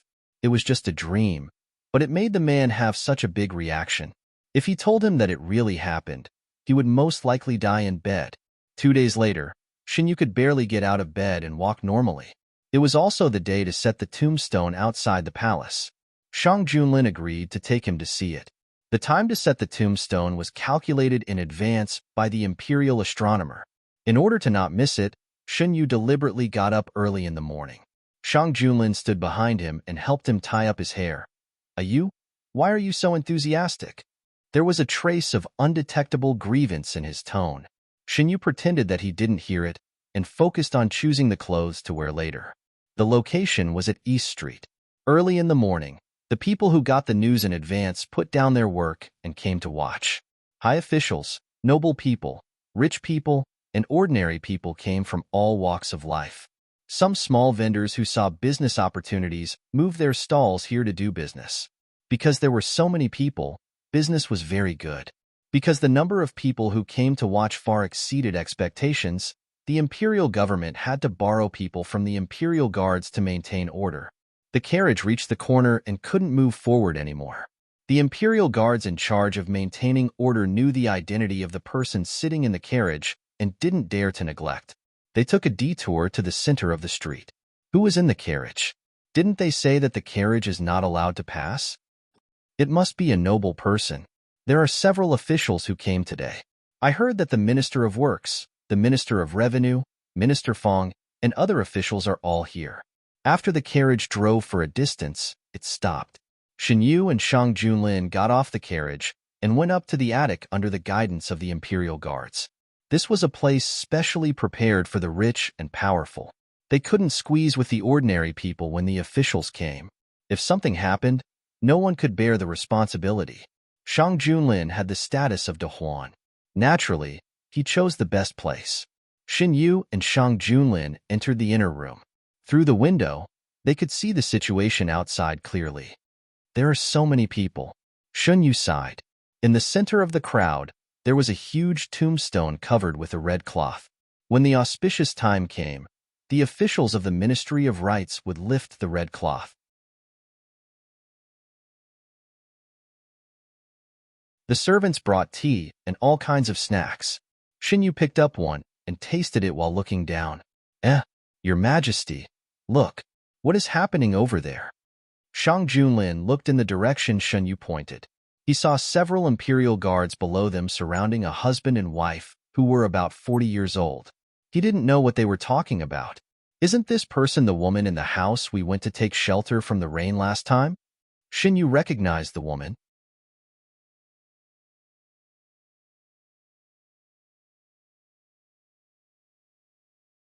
Chapter 199. Shen Yu still remembered that this woman made delicious snacks. Meng Chong, go and take a look. Seeing that Shen Yu was concerned, Shang Junlin ordered. Eunuch Meng, who was waiting on the side, took the order and left. Eunuch Meng was a popular person serving the emperor. When they saw him, the guards all made way for him. Eunuch Meng, do you have something important to tell us? The couple also saw Eunuch Meng coming. The woman recognized Eunuch Meng and hurriedly stepped forward. She didn't know how to address this great eunuch who was respected by the guards, so her words were stuck. Why are you two here? Eunuch Meng took the initiative to speak to ease the awkwardness. The woman nudged the man with her elbow. The man reacted and took out the pouch in his arms. We are here to return this to you. It's too precious. Eunuch Meng didn't accept it. Since it's given to you, just accept it. Shen Yu looked at what was happening below and wondered. Do they want to give something to Eunuch Meng? That pouch was left behind by Meng Chong before I left. It seems that they want to return it. People who practiced martial arts had good eyesight. In addition, the couple was standing not far from here, so Shang Junlin could see what the man was holding in his hand. Thinking that Eunuch Meng could handle this matter, Shen Yu stopped paying attention and turned to the center of the crowd. The crowd below was surging, and all kinds of discussions were incessant. I've been looking forward to it since the day I got the news. I finally waited until today. Yes, in order to see this scene with my own eyes, I didn't set up my stall today. Many people didn't set up their stalls, or they closed their stalls early and came here. Fortunately, it's still the end of the year, so there aren't many things to do. I also brought my child here. This is a big event worth spreading. Xinyu noticed that there were not only adults below, but also many children. They should have been brought here by the adults. The guards who were transferred here did their best to maintain order. Although there were many people, there was no trouble. Time passed little by little, and the auspicious hour was getting closer and closer. Finally, the auspicious hour arrived. An official from the Ministry of Rites with a good reputation stepped forward and lifted the red cloth on the giant monument in front of everyone. The crowd began to stir. Those who were close tried to find their own names, but the stone tablet was too big and there were too many words carved on it. It was undoubtedly a huge project to find their own names. The whole process didn't take long. After it was over, Xinyu and Shang Junlin went downstairs together. After going downstairs, they could hear the discussions of the people even more clearly. There were many words of praise for the emperor. The common people were all like this. They were easily satisfied.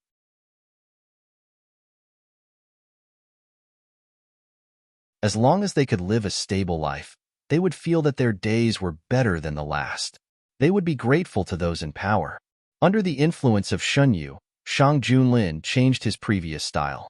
Whenever something big or small happened in the imperial court, especially when it concerned the livelihood of the people, he would know about it through the people's reports. The Jing'an Daily had even opened a special section for the people to submit their opinions.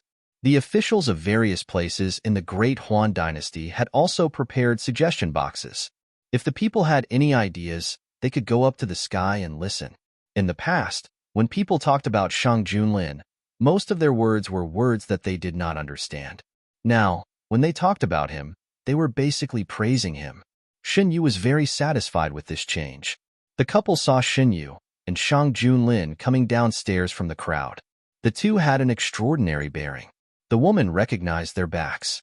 She held the purse in her hand, her eyes flashing with complex emotions. Are those the nobles who came to our house to take shelter from the rain? Yes. Since the nobles are unwilling to accept it, we'll keep the money for now. In the future, it might be able to help others, the man said. Don't spend the money recklessly. I know. After the people behind the scenes were caught, the forces behind the king of you were dealt with one by one. After Gu Huai cleaned up the forces on the surface, he returned to the capital to report. The weather gradually warmed up. The new business laws were implemented in an orderly manner. Because of the donation to Subei as a foundation, other than a few stubborn old officials in the court, the implementation of the new business laws did not encounter many obstacles. Businessmen who could make it big were not fools. They knew better than anyone what kind of policies were good for them. After this, Yin Zheng's position in the business circle of the capital became more stable. During the time he stayed in the capital, he became close friends with Boss Jin. Because of the cooperation with Xinyu, he was destined not to stay in the capital forever. Just like now, after the weather warmed up, he prepared everything and needed to set off for Subei again. Before he set off, Xinyu gave him some information through shopkeeper Su. The people of Yinghua gradually gained a foothold in the northern desert, and the information was continuously sent back. Since they were collaborators, Xinyu was not stingy to give Yin Zheng more convenience. In fact, Xinyu originally planned to meet him in person, but the emperor did not allow it. He thought about it and felt that there was no need to meet him in person, so he handed the matter over to shopkeeper Su. Compared to him, Yin Zheng and shopkeeper Su communicated more. The two of them were more familiar with each other.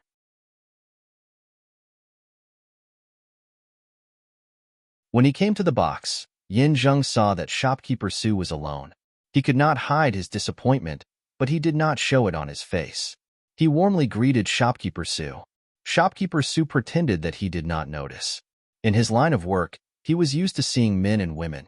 Yin Zheng hid it very well, but as the two of them spent more time together, it was inevitable that they would find some clues. According to Shen Yu's instructions, shopkeeper Su told Yin Zheng some things about the northern desert. Boss Yin, the situation in the northern desert may be very different from before. Other things are not important. Boss Yin, you should take care of yourself first. Only in this way can the cooperation last long, right? I know. I know what to do. This time I came back, but I didn't get to meet your son. This is a gift I brought back from the northern desert. Take it as a New Year's gift to your partner. The manservant standing behind Yen Zhang came forward with a small box in his hands. This? Shopkeeper Su looked embarrassed. Your son also gave me a gift for the new year. This is just a gift in return. I don't mean anything else. During the new year, Shen Yu did give Yen Zhang a New Year's gift. Shopkeeper Su knew that he was the one who gave the gift. Shen Yu never mistreated the people around him. Shopkeeper Su himself also received a gift. Seeing that he could not refuse, Shopkeeper Su accepted the gift. I will give it to my son. Thank you, Shopkeeper Su. Boss Yin, you don't have to do this. My son has always been generous to the people around him. During the new year, he always gives us gifts, I know. Yin Zhang knew that Shopkeeper Su was persuading him tactfully. He smiled bitterly in his heart. I know how to repay kindness. If it weren't for your son, my life in the capital would not be so smooth. It's just a small gift. It's not worth mentioning. Yin Zhang's words defined his relationship with Shen Yu. He was just a benefactor. Everything he did was to repay his kindness. There was no other reason. Yin Zhang was not wrong. When he came to the capital, although he had some arrangements, if it weren't for Shen Yu, it would not have been so easy for him to achieve his goal. Shen Yu had indeed done him a great favor. Seeing this, Shopkeeper Su did not say anything else. Let's not talk about this. The last time I went to the northern desert, I found that Shopkeeper Su's lipstick and other women's products were selling very well. The customers there all asked me to bring more next time. Shopkeeper Su, how many products do you have? Yin Zhang put aside his thoughts and talked about business. Recently, there are a lot of new products in the store. Boss Yin, you can take a look. The two started to talk about the products to bring to the northern desert. In the end, they decided to go to Shopkeeper Su's store to take a look. Yin Zhang's gift and the account book of Shopkeeper Su's store were sent to Shen Yu.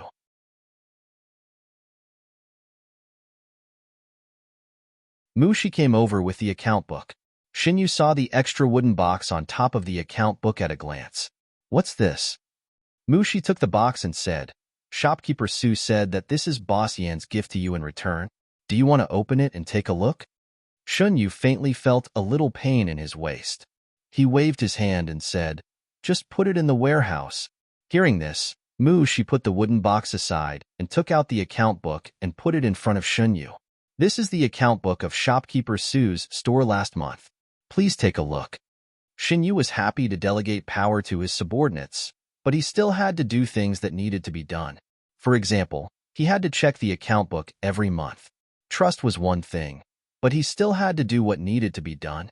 When Shang Junlin came back after dealing with the affairs of the imperial court, Shen Yu was still looking at the account book. Because there were always new products, the business of Shopkeeper Su's store was very good.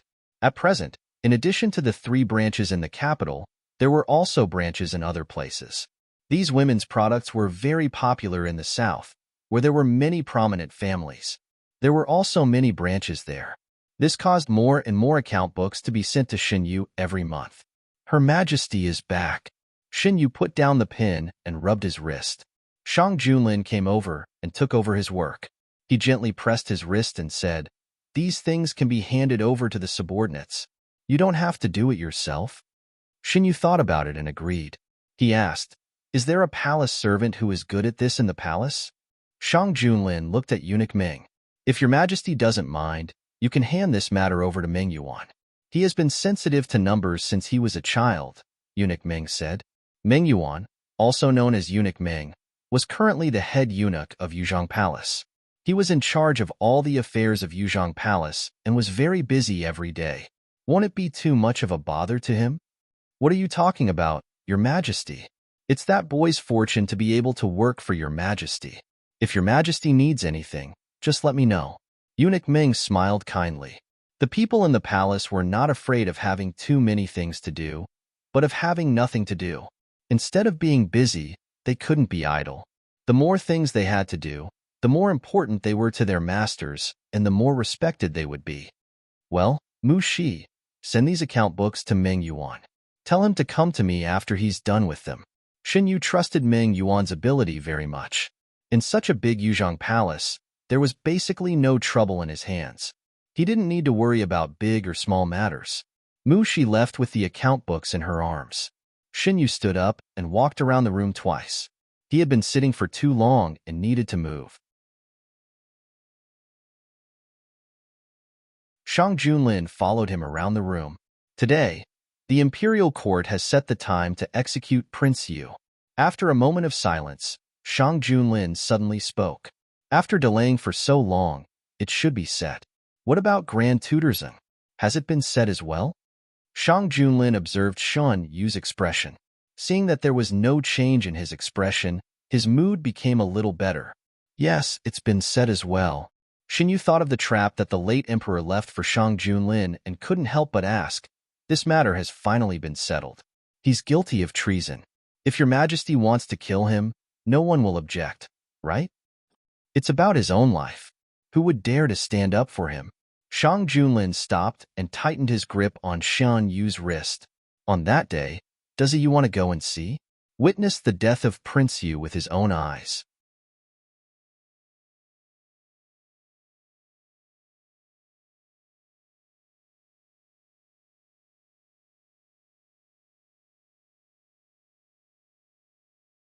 He could still feel the young man's smooth skin on his fingertips. His Majesty reminded me. I will write a letter to Boss Yi and tell him to be careful during this time. Shin Yu put down the teacup and put his hands around Shang Junlin's neck. As for the bookstore's safety, I will have to trouble your majesty. It was true that Shin Yu had Yinghua, but Yinghua had just been developed. It was inevitable that there would be mistakes if it was to go against the aristocratic families that had hundreds of years of history in the capital. Shin Yu had always cherished the capable people under him. He didn't want to see the bookstore suffer irreversible damage because of this. I will ask the hidden dragon guards to keep an eye on the aristocratic families. Also, your majesty should also ask people to keep an eye on the other bookstores that we are collaborating with. Shun Yu's bookstores had his support, but the other bookstores didn't. No one could guarantee that the aristocratic families wouldn't make a move on them. You, don't worry. No matter what, they are helping me. I will not leave them alone. Against the aristocratic families, those bookstores didn't have the power to fight at all. Without Shang Junlin's protection, they could be easily destroyed by the aristocratic families. The aristocratic families acted quickly. After finding out the source, they immediately went to the bookstores. Boss Yi had been warned by Shin Yu. He was already prepared for this. When the aristocratic families made a move, he reacted immediately. The people faintly felt the undercurrent under the calm surface. Overnight, a lot of people suddenly appeared to speak ill of the bookstores. The few bookstores that were the focus of attention happened to be the ones that they could afford to buy some books after the price was lowered. Because Jing Security News was organized in cooperation with the imperial court, the aristocratic families didn't dare to do too much in the first place. They always had to test the waters first to determine how far they could go. The common people wouldn't know about these hidden schemes and games. After the beginning of spring, the flowers and plants in Yuzhong Palace glowed with new vitality. Yuzhong Palace was the most beautiful palace in the imperial harem. After Shin Yu moved in, Shang Junlin was keen on stuffing things inside. Now, Yuzhong Palace was more magnificent than before. Even the emperor himself lived here. All the resources of the palace were tilted to this side. The food in the palace was good, and Shang Junlin raised him well. Today's Shin Yu was better than before in all aspects. Shang Junlin tied up the young man's hair. Because there were still a few months before he turned 20, he still didn't wear a crown. His black hair was only tied behind his head with a hairband of the same color as his clothes. Your Majesty is getting more and more familiar with it. Shin Yu stood up and straightened his robe. Shang Junlin pinched Shun Yu's face. Is you satisfied? As long as it's your Majesty, I'm satisfied with anything. Pleased by Shun Yu's words, Shang Junlin's mouth slightly curved. A Yu's mouth is really like honey. Shin Yu gathered the hair on the side of his neck. Does your Majesty like it? I like it. He put his thumb on her soft lips and gently pressed. It's very sweet. The tip of Shun Yu's tongue swept over and touched the finger on her lips. Facing the man's suddenly dark eyes, she blinked innocently. "It's not sweet. I'll try it." Shang Junlin's voice was slightly hoarse. After he finished speaking, he withdrew his finger from Shan Yu's lips. Shan Yu's chin was gently lifted. The man's breath came closer and finally fell on her lips.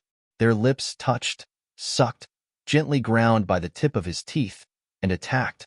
Shan Yu half closed her eyes and responded. "It's sweet, very sweet." Shang Junlin's voice was vague as if it came through a thin fog. Shan Yu's body went soft. Her whole body weight was supported by the man's arm. Her fingers subconsciously wanted to grab something, and she clenched the cloth under her hand. Before everything became out of control, Shan Yu stopped Shang Junlin's further actions. "Don't, we still have to go out of the palace later." Shang Junlin paused for a moment. "A little later. We can go another day." After he finished speaking, he wanted to continue. Shan Yu hurriedly reached out to stop him. "Boss Yi is still waiting outside the palace. It's not good to let him wait for too long." Shang Junlin irritably made a tisk sound and let go of Shan Yu. "Why now?" Shan Yu hurriedly withdrew from the man's arms and tidied up her clothes. Her hair was also a little messy. After the two of them tidied up, Eunuch Ming dared to call for the meal. During the meal, Shang Junlin thought of something and suddenly said, "Directly call him into the palace. He won't go out of the palace today." Shan Yu looked up with chopsticks in her mouth. "What's wrong?" "It's convenient to meet people in the palace. After meeting him, I'll ask the people from the clothing bureau to come over. Ayu has grown taller, so she needs to make new clothes." Shan Yu didn't think much about whether she could leave the palace or not. She nodded and said, "Your Majesty, it's up to you." After the meal, the two of them took a walk in the small garden. This matter almost became their daily routine. Every time after the meal, Shang Junlin would take them out for a walk. Your Majesty, Boss Yi has arrived at Yuzhong Palace." Eunuch Ming walked over to the two of them and said. When Shan Yu and Shang Junlin returned, Boss Yi was already waiting in the hall. Seeing the two of them, Boss Yi respectfully saluted. "This commoner greets Your Majesty, Your Majesty. No need to be so polite. I asked you to come here today to ask about the situation outside. If the bookstore encounters any difficulties, you can ask someone to tell me. I will solve it. The bookstore is fine for the time being. At the beginning, Your Majesty asked us to cooperate with the imperial court to set up Jing, a newspaper. At this time, it has become a protective umbrella. Because of Jing-un, they still have scruples. What about you? Did they make things difficult for you alone?" Boss Yi was stunned for a moment. He didn't know what to feel in his heart. He didn't expect that Shan Yu would care about him alone. Replying to Your Majesty, they privately found this commoner 2 days ago and said that they are willing to spend a lot of money to buy the new printing method from this commoner. As long as this commoner is willing to not use this method in the future and will not spread this method. Boss Yi said the conditions of the aristocratic family. They are really generous. 10,000 taels of gold, not including other benefits. Shang Junlin coldly sneered. The atmosphere in the hall was getting colder and colder. Shan Yu held Shang Junlin's hand and squeezed it. "You continue. The benefits were given. What about the threats? What did they use to coerce you?" The aristocratic family had always been domineering. Shan Yu didn't think that they would only give benefits and not say a word about threats. "Use the bookstore.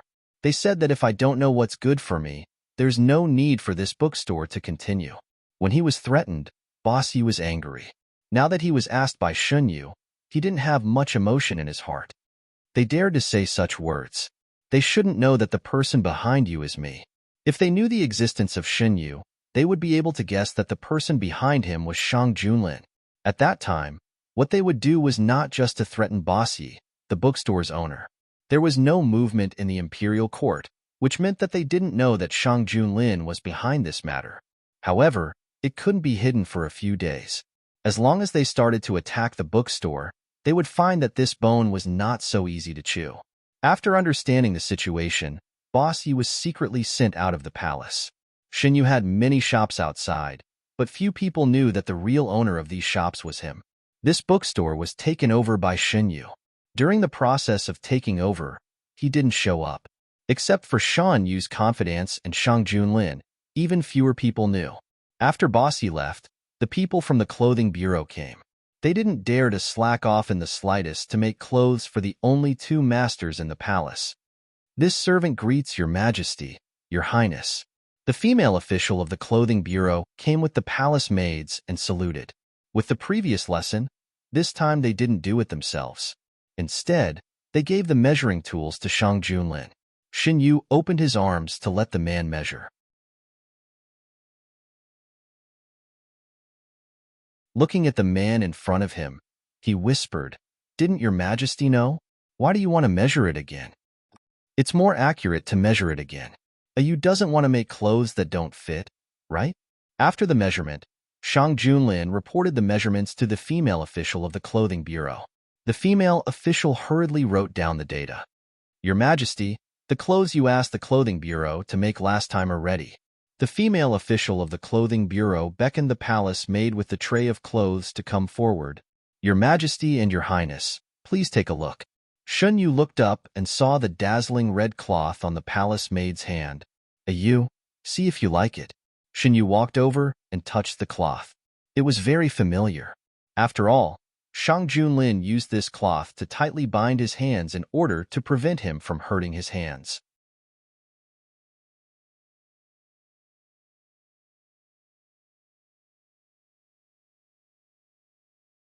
Chapter 201.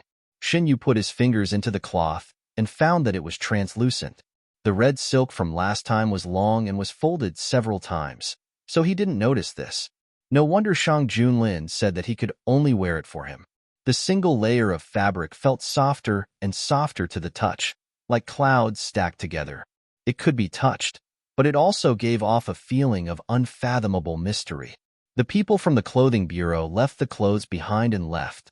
Shang Junlin naturally wouldn't let Xinyu wear this kind of translucent clothes in front of so many palace servants.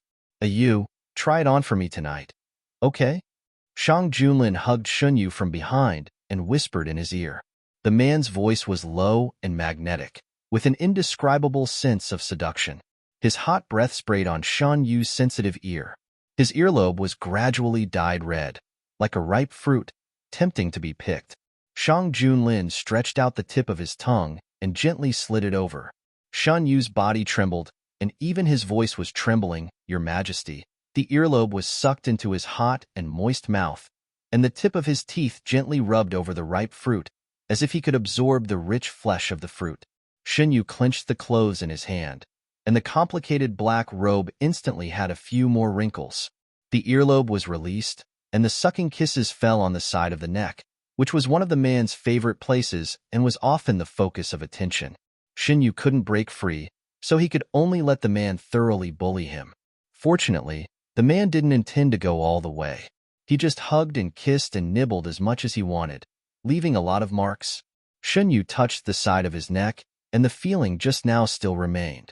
Just a gentle touch was enough to make him tremble.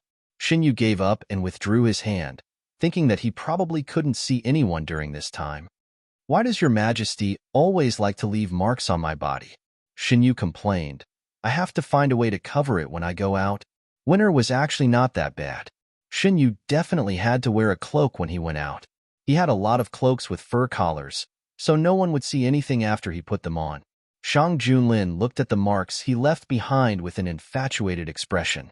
If it weren't for Shan Yu's prohibition, he would have left his mark on the young man's body at all times. "You can also leave a Yu for me." Shang Junlin's voice was filled with lust, and his voice was deeper than usual. Shin Yu couldn't stand this sound because he heard it most of the time when he was in bed. After a long time, it could easily arouse his body. Shin Yu felt restless in his body. He picked up the cup beside him and drank a cup of cold water. "That's Shin's cup," Shang Junlin said slowly. "I don't mind drinking from your Majesty's cup. Does your Majesty dislike me?"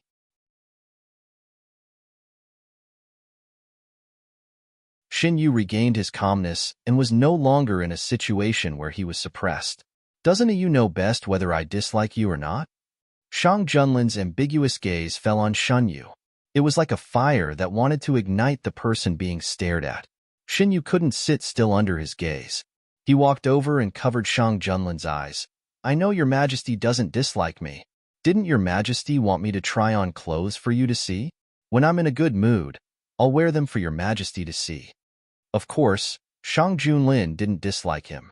Xinyu knew this better than anyone else. After all, there were many things that he was unwilling to do for Shang Junlin, but Shang Junlin did it for him without any psychological burden. Of course, it would be even better if Shang Junlin didn't kiss him after doing those things. Although every time, under Shan Yu's strong request, Shang Junlin would rinse his mouth before kissing him. Thinking of this, Shan Yu's face became even hotter. What is you thinking? Why is your face so red? The crimson color spread on his jade like snow-white skin little by little, like peach blossoms blooming in spring. It was too beautiful to behold. Shang Junlin's tongue lightly touched the roof of his mouth.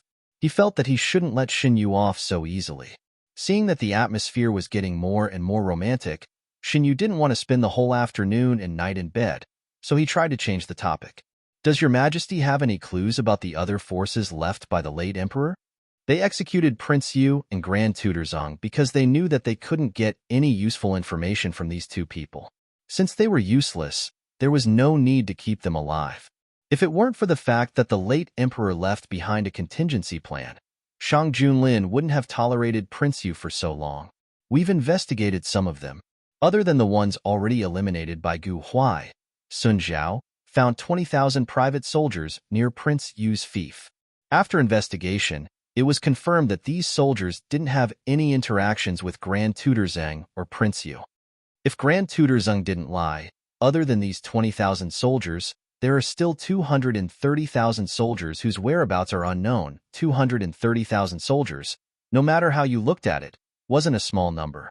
Also, if the late emperor had enough soldiers, why did he watch other countries invade the Great Huan dynasty and take away its territory?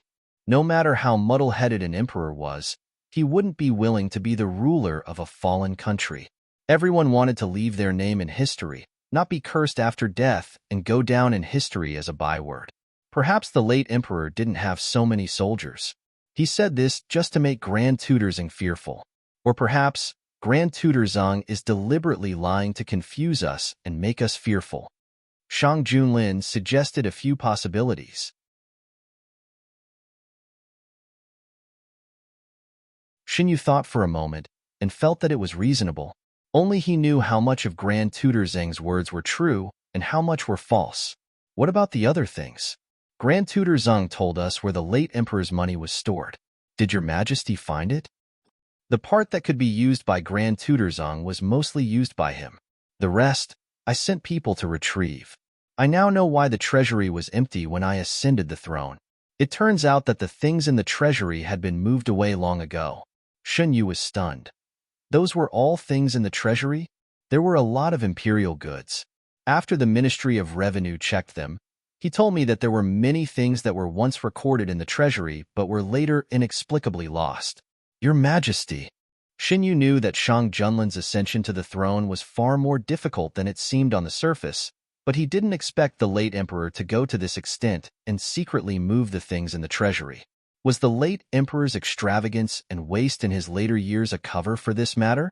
Seeing the worry in Shan Yu's eyes, Shang Junlin sighed and hugged her in his arms. I'm fine. I feel that it's not unexpected that he would do such a thing. No matter how many arrangements he made, they will eventually be broken one by one. You will help me, right? Xinyu leaned in the man's arms and nodded gently. In a place where Shan Yu couldn't see, Shang Junlin's mouth curved up. His Yu was the most soft-hearted. He didn't care about what the late emperor did, but he cared about Shan Yu.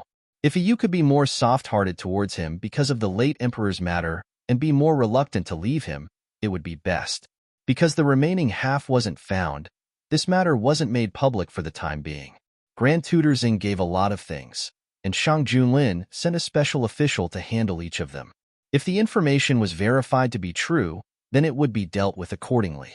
After Gu Huai completed his task and returned to the capital, he didn't get a promotion, but the imperial court gave him the general's mansion, which was located in a bustling area of the capital. The previous owner of this mansion was the once prominent Lin family. The Lin family had been generals for generations and had made outstanding contributions to the Great Huan Kingdom. If the late emperor didn't listen to slanderous words, the Lin family wouldn't have ended up in such a miserable state. After the Lin family was defeated, the military strength of the Great Huan Kingdom declined sharply, and no one could resist the foreign enemy. Facing the invasion of other countries, the imperial court didn't do anything and was powerless to do anything. Congratulations, General Gu. After the court, the officials wanted to be on good terms with Gu Huai, a rising star.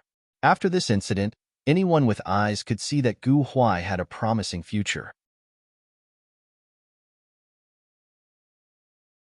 In the imperial court, the attitude of the emperor was very important, and Shang Junlin's intention to nurture Gu Huai was obvious.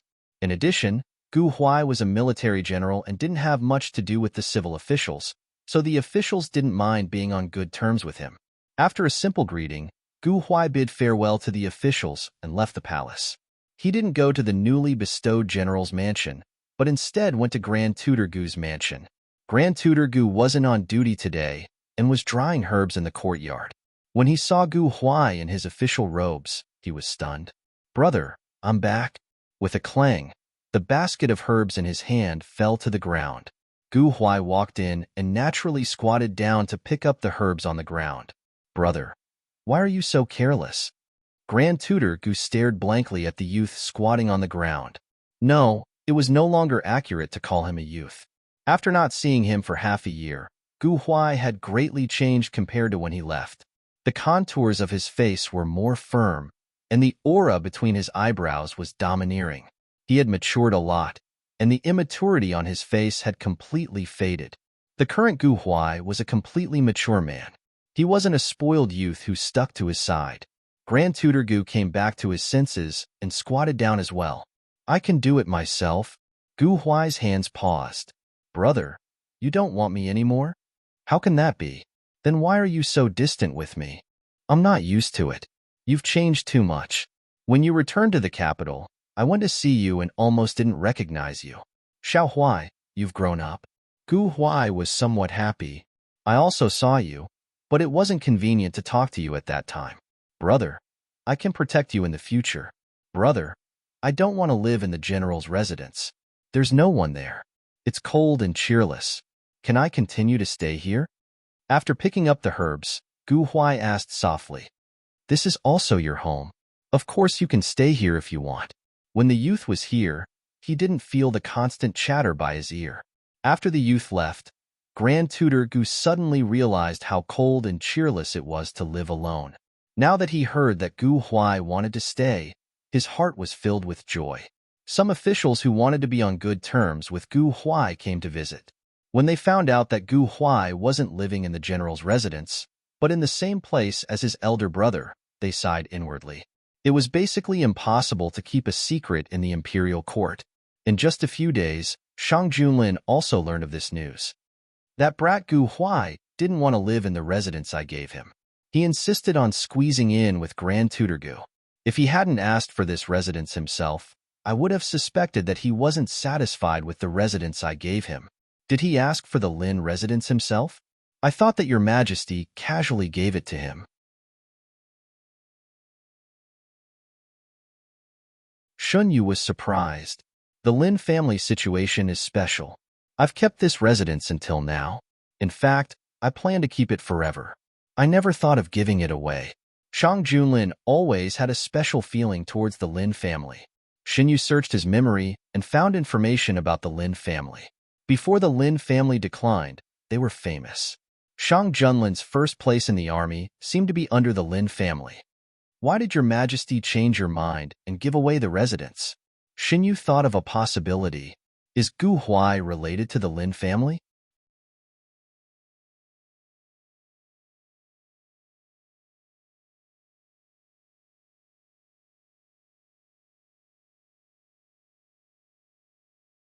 Chapter 202. "He may be the last descendant of the Lin family in this world," Shang Junlin said. About the Lin family. Shin Yu had heard about the Lin family. The Lin family was a loyal family, but because the previous emperor was muddle-headed and listened to the traitors, the whole family was slaughtered. Even the babies in their swaddling clothes were not spared. Many ministers who tried to plead for mercy for the Lin family were implicated. They were either demoted or dismissed. There were even some old ministers who resigned in anger and retreated to the mountains. The treacherous officials used this incident to eliminate dissidents. It was after this incident that the imperial court was almost controlled by the treacherous officials. There were many strange things in the past, but no one dared to mention it. I believe that your majesty can deal with these remaining problems. Shen Yu rubbed Shang Junlin's shoulder. You have so much confidence in me? Shen Yu nodded. In his previous life, no one cared about these innocent souls who died in vain. In this life, the opportunity was in front of him. He should clear their names. Why is Yu so concerned about so many things? Shang Junlin lifted a strand of the young man's hair and played with it in his hand. Because I want Dahuan to become better and better under your majesty's rule. Is it because of me? Yes, your majesty is my husband. I hope that when my husband is mentioned by others, it is only words of praise. Shang Junlin's heart was moved. He always thought that Shen Yu took out all kinds of things and made all kinds of plans because he cared about the common people and was born with compassion. Now, Shen Yu told him that he did all this only because of him. Shang Junlin hugged Shen Yu tightly. He never cared about being a good emperor. His original intention of taking the throne was because if it was someone else who sat on the throne, he would die. Everyone wanted him to die, but he did not. He not only wanted to live well, but also to stand at the top. Yu hoped that he would be a good emperor, and he would do it. He would let everyone talk about them in the future with envy and praise. He would give his Yu the best in the world. In the blink of an eye, it was the day of King Yu's execution. Shen Yu and Shang Junlin changed into casual clothes and left the palace. Eunuch Ming was already used to his two masters leaving the palace from time to time, so he was familiar with taking care of everything. The streets were bustling with noise and excitement. The commoners had been worried about such a big matter for a long time. Now that the dust had settled and the leader of the rebel army and the mastermind had been arrested and were about to be executed, the commoners all came to watch. Shen Qingran was mixed in the crowd. He was at a loss. He had nothing now. His last escape route had almost become his life-taking talisman.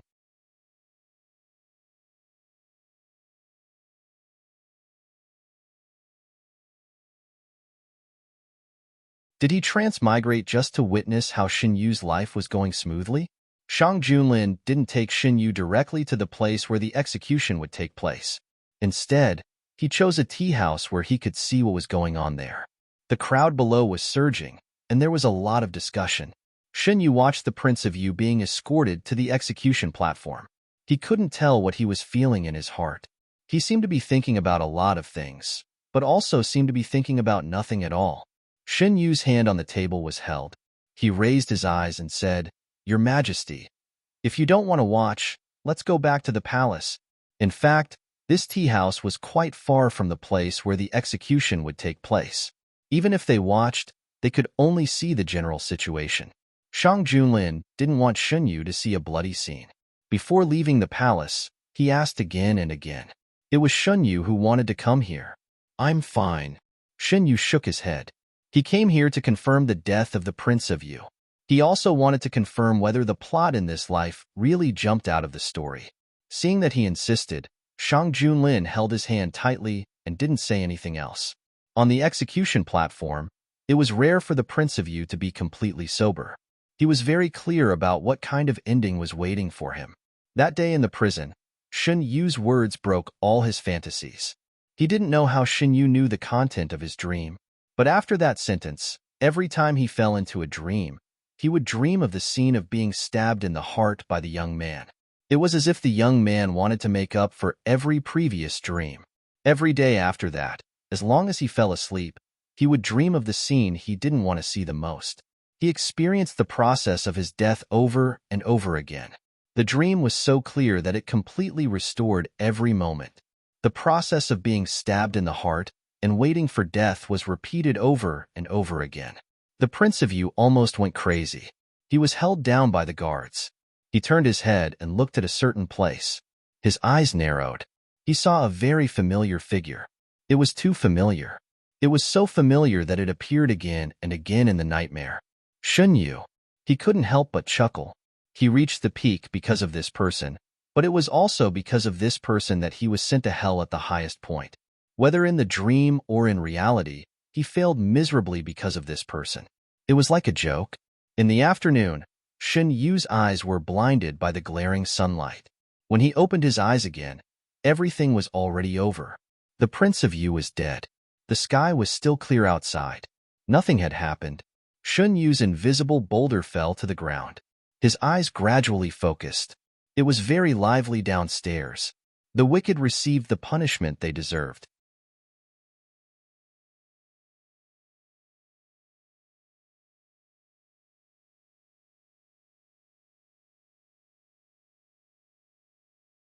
The common people felt very satisfied. Feeling an unkind gaze on him, Shen Yu looked over. It was Shen Qingran. Shen Yu hadn't seen the other protagonist in the novel for a long time. One of them was upstairs, and the other was in the crowd. Their eyes met unexpectedly. Shen Qingran was the first to move his eyes away. Shen Yu retracted his gaze. He picked up the teacup and took a sip. What did you see? Someone who doesn't matter. After the King of Yu was executed, the imperial court began to deal with the officials who were involved with him. They were all severely punished. Official Su's family and his in-laws were all sentenced to exile at the lightest punishment. Shang Junlin's punishment was very heavy. As it involved rebellion, no one dared to say anything. After a period of time, the place where the executions were carried out was filled with the smell of blood. This was not a strange thing for the common people in the capital. Not to mention long ago, they had also experienced such a thing last year. What was different was that this time, everyone felt that it was good to kill. Every time a person was executed, the people's newspaper would report the person's crime the next day. Some people felt that Shang Junlin's crime was too heavy, and he shouldn't be punished. The common people spontaneously argued back. This kind of person deserves to die. Yes, when they were doing evil, why didn't they think about the many people who would die because of them? They just had to pay with their lives. How could there be people who think that His Majesty went too far? If you ask me, beheading them is too easy. They have so many lives on their backs. It's not too much to kill them by 1,000 cuts. The knife didn't stab themselves, so they don't feel the pain. Anyway, I don't think the imperial court did anything wrong. Severe punishment can deter those who have similar thoughts. Don't think that you can do whatever you want just because you have a few people. If the imperial court wants to punish you, it doesn't matter how many people you have. Because the imperial court's actions were too big, the common people were all talking about it. When the King of Yu's case came to an end, it was already the middle of April. The weather was gradually getting warmer, and the imperial court was gradually settling down. The King of Yu's fief was taken back by the imperial court. Sun Jiao was promoted and continued to stay in Yuezhou to deal with the remaining issues. The spring sun was good, and Shen Yu liked to stay outside. Shang Junlin ordered people to tidy up the pavilion. Shen Yu spent half of his time in the pavilion during the day. Under Shan Yu's influence, Shang Junlin also changed the place where he wrote his memorials. The sunlight shone in from outside. Shen Yu was bored to death, so he picked up the memorials on the stone table. These were the ones that Shang Junlin didn't finish writing.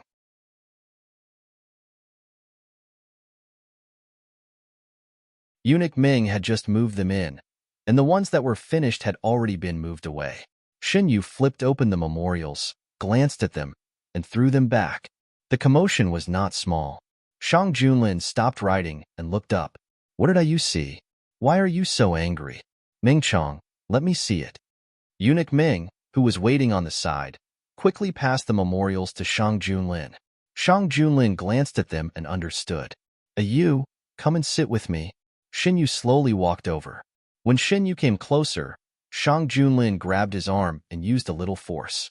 Caught off guard, Shen Yu fell into the man's arms and was hugged tightly. Are you angry?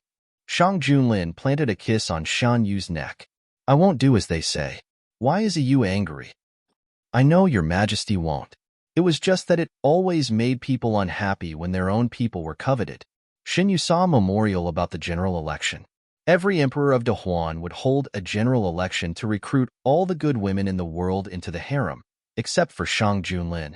After Shang Junlin ascended the throne, He used various reasons to avoid the general election every year. This year, it was the day again, and there were ministers who requested the emperor to hold a general election. You don't have to worry about this. I will take care of it and won't let them bother you. Shang Junlin caressed Shan Yu's cheek. Shang Junlin was a man of his words. If he didn't relent, the ministers couldn't do anything to him. Not to mention, 2 of the cabinet ministers were firmly on Shang Junlin's side. His Majesty is still unwilling to open a harem. After the court, a minister looked worried. It's fine if His Majesty dotes on Guijun, but he should at least leave 1 or 2 children. If His Majesty is unwilling, can we force him to favor women? Who can change His Majesty's mind? After being an official for so many years, who doesn't know His Majesty's temperament? If His Majesty was willing to compromise, how could Guijun be the only one in the harem?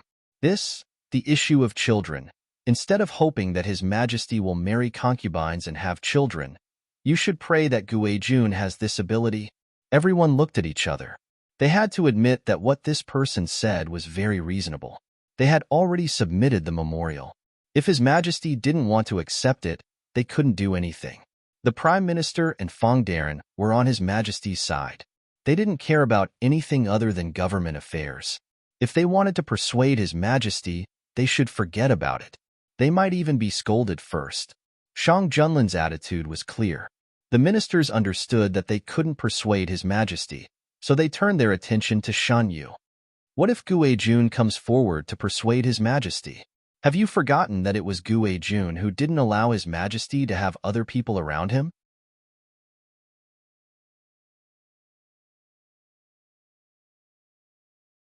His Majesty clearly forbade us to bother Guijun with this matter. If you really go, not to mention Guijun, you will definitely be punished by His Majesty. Before they could discuss and come up with a plan for this matter, another matter came crashing down on them. No one had the extra energy to care about Shang Junlin's harem. His Majesty wanted to reopen the Lin case. Since they have so much free time to keep an eye on His Majesty's harem, we might as well find something for them to do. Shan Yu picked up the scroll on the table. His eyes were cold. Yu is right. The previous emperor left a lot of suspicious cases. If one case can't shut their mouths, then take a few more. After knowing that some people wanted to persuade His Majesty through Shan Yu, Shang Junlin warned these people. He said that he wouldn't let this matter bother Shan Yu. He would never let the ministers have a chance to talk about this matter in front of Shan Yu.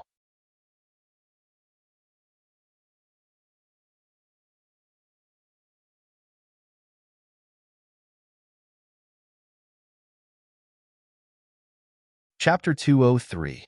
The ministers who were secretly warned would naturally not spread this matter around.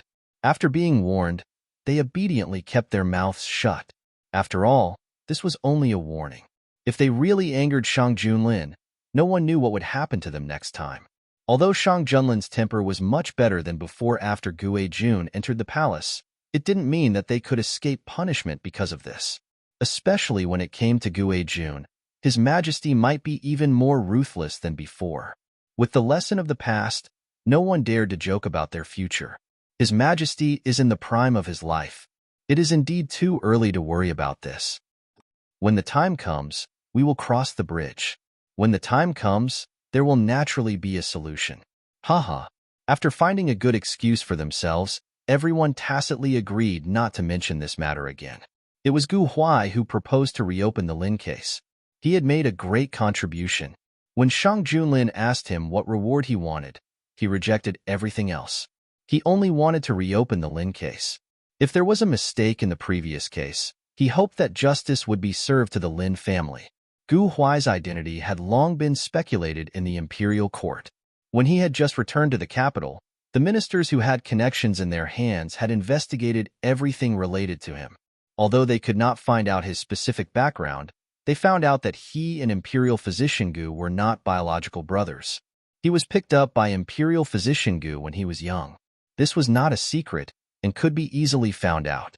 However, it was impossible to find out more. If they wanted to reopen the old case, it would involve many things. First, there was the problem of the previous emperor's prestige. If the previous emperor personally stamped his seal to reopen the case, it would undoubtedly be a slap to the previous emperor's face. Second, there were too many victims and beneficiaries at that time. If the case could really be reopened, there would be a lot of trouble to deal with in the future. As for the first problem, the ministers knew that Shang Junlin did not care at all. If he cared, he would not have led the army directly into the palace and used force to obtain the position. After the court, the ministers gathered together. Do you think that His Majesty knows about this matter? About General Gu? He should know about it. Before this, I couldn't figure out why His Majesty was willing to put someone who came out of nowhere in an important position. If General Gu is really a descendant of the Lin family, then everything makes sense. That's right.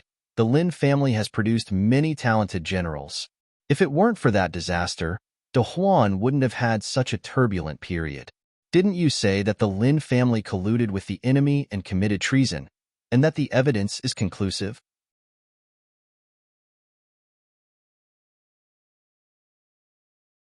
Whether it's true or not depends entirely on what the late emperor said. At that time, there were many suspicious points in this matter. Many officials requested for a detailed investigation, but the late emperor didn't listen. He didn't give them any chance to explain and directly convicted them. However, the situation of the Lin family at that time was also very strange. What do you mean? I only discovered this when I was looking through the files. At that time, someone suddenly reported to the late emperor that the Lin family had colluded with the enemy and committed treason. At that time, the Lin family's father and sons were all out killing the enemy. It wasn't that there weren't any people left in the capital, but no one stood out to defend their family. Later on, the Lin family's army was attacked from the front and back, and all of them were sacrificed. The Lin family that was left in the capital also met with a big fire. Xin Yu and Shang Junlin were also looking through the files about the Lin family. Since they were going to reopen this case, it was necessary to have a sufficient understanding of it. Placed on the table were not only the files transferred from the Supreme Court, but also the evidence that Gu Huai had secretly investigated over the years. In this whole matter, what is the role of Fei Ming? Shouldn't you put down the files? He still couldn't understand this point. Shang Junlin had been investigating the matter of Fei Ming, but he didn't find any useful clues. Because of Shun Yu's request, Fei Ming was listed as a forbidden drug in De Huan. After a year, Fei Ming basically didn't appear again. According to Gu Huai's previous statement, the Lin family was also a victim of Fei Ming. But how did Fei Ming harm the Lin family? Gu Huai has also been investigating. Under the candlelight, the shadows of the two people overlapped. Shang Junlin rubbed Shun Yu's forehead. It's getting late. Rest early. We'll talk about it tomorrow. After reading the files for an entire afternoon, Xin Yu felt a little dizzy. He stood up from Shang Junlin's arms. Your Majesty, accompany me for a walk outside. Okay. Xin Yu was led by Shang Junlin as they walked in the small garden. Moonlight poured down in torrents, casting a faint silver halo over all things. Xin Yu looked up. A big and round moon hung high in the night sky, dotted with stars. It was a beautiful sight. The moon tonight is really round. Shun Yu sighed. It's really beautiful. It's not as good as a Yu. Shang Junlin's eyes were fixed on Shun Yu. Your Majesty, how can you compare me to the moon? Shun Yu retracted his gaze and turned to look at Shang Junlin. He was caught off guard and looked into the man's dark eyes. In my eyes, everything is not as good as a Yu. Your Majesty also said that my mouth was smeared with honey. Your Majesty should be the one smeared with honey. Then, a Yu, do you want to taste whether my mouth is smeared with honey?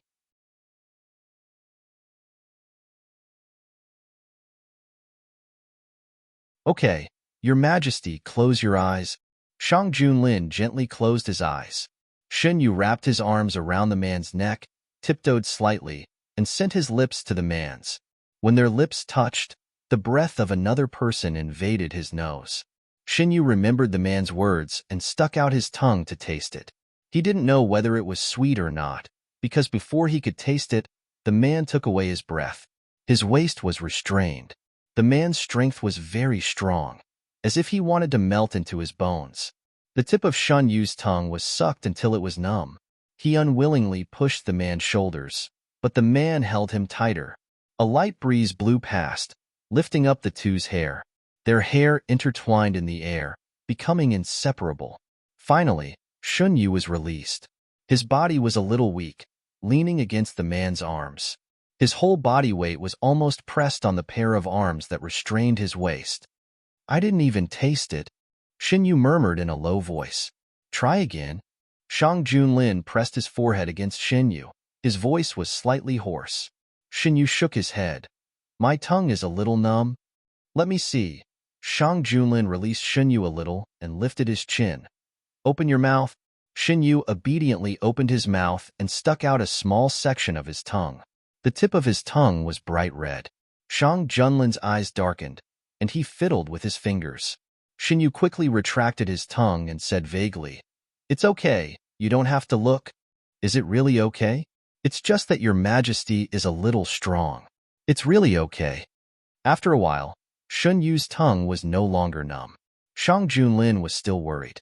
Fortunately, after a night, Shunyu's tongue was fine. He pushed Shang Junlin. I said it's okay, but your majesty still asked Imperial Physician Gu to come. It's not troublesome to take a look. Shunyu's body was recuperating well, and he didn't need to take medicine anymore. Imperial Physician Gu also didn't come as frequently as before. After taking Shunyu's pulse, Imperial Physician Gu's expression didn't change. Guejuan's body is recovering well. You don't need to take the prescription I gave you last time, every 2 to 3 days. Shunyu didn't expect Imperial Physician Gu's visit to have such benefits. The corners of his mouth slightly raised. Shunyu's body was getting better day by day. The happiest person was Shang Junlin. Not only Imperial Physician Gu, but the servants in Yuzhong Palace were also rewarded. The palace servants liked to serve in Yuzhong Palace. The master was easy to serve, and the treatment was good. Shunyu had a lot of shops. Every time there was a new product, shopkeeper Su would send it to the palace. He didn't need most of these things, so he would reward them to the servants. They were all new products that people outside the palace rushed to buy. The palace maids were very happy to receive them.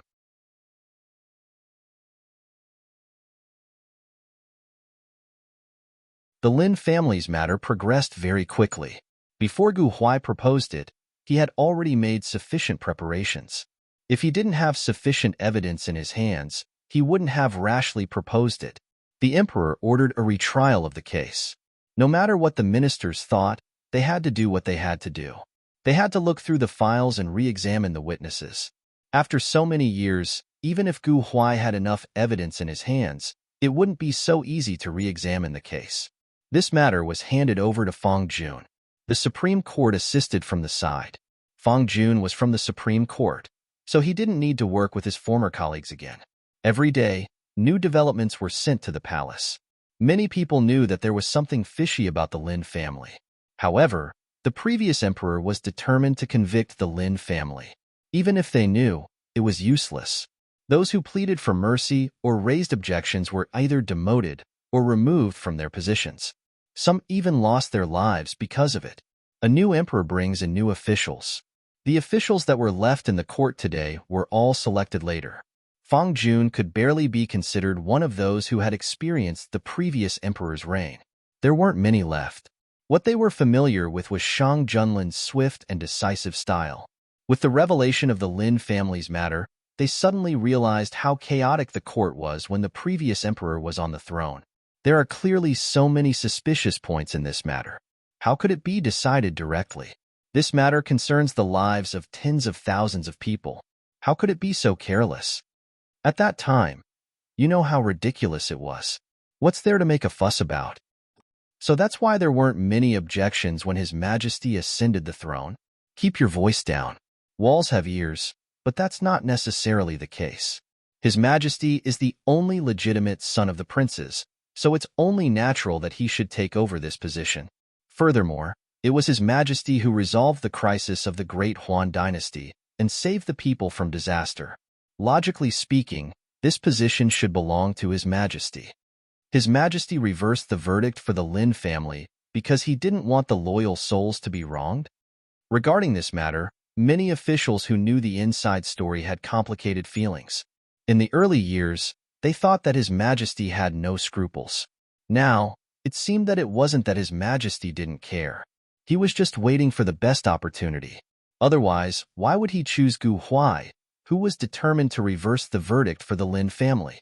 His Majesty had the hidden dragon guards. They didn't believe that His Majesty didn't know this person's background before he chose him. Xin Yu and Shang Junlin didn't know what the officials were thinking.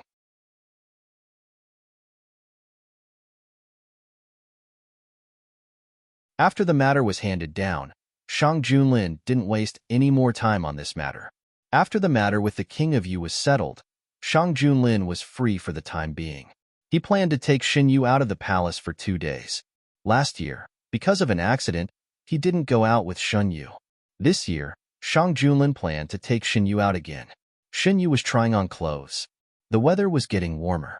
Xin Yu took off the thick winter clothes and changed into thin spring clothes. Because he had grown taller, the clothes he wore last year were a little small. The clothing bureau rushed to make new clothes overnight. The new clothes followed the style that Xin Yu always liked. It was simple and comfortable. His black hair was tied up with a hairband of the same color. When Xin Yu finished changing, Shang Junlin had already changed into casual clothes. "Are you going out of the palace today?" Xin Yu looked at Shang Junlin and asked. Shang Junlin would only change into clothes without dragon embroidery when he was going out of the palace. Recently, there is a polo match outside the palace. Do you want to go and watch? Polo was a popular sport in Dahuan. Xin Yu didn't play much due to his physical limitations. Will His Majesty play? Xin Yu wasn't interested in watching others play. However, it was different if His Majesty played.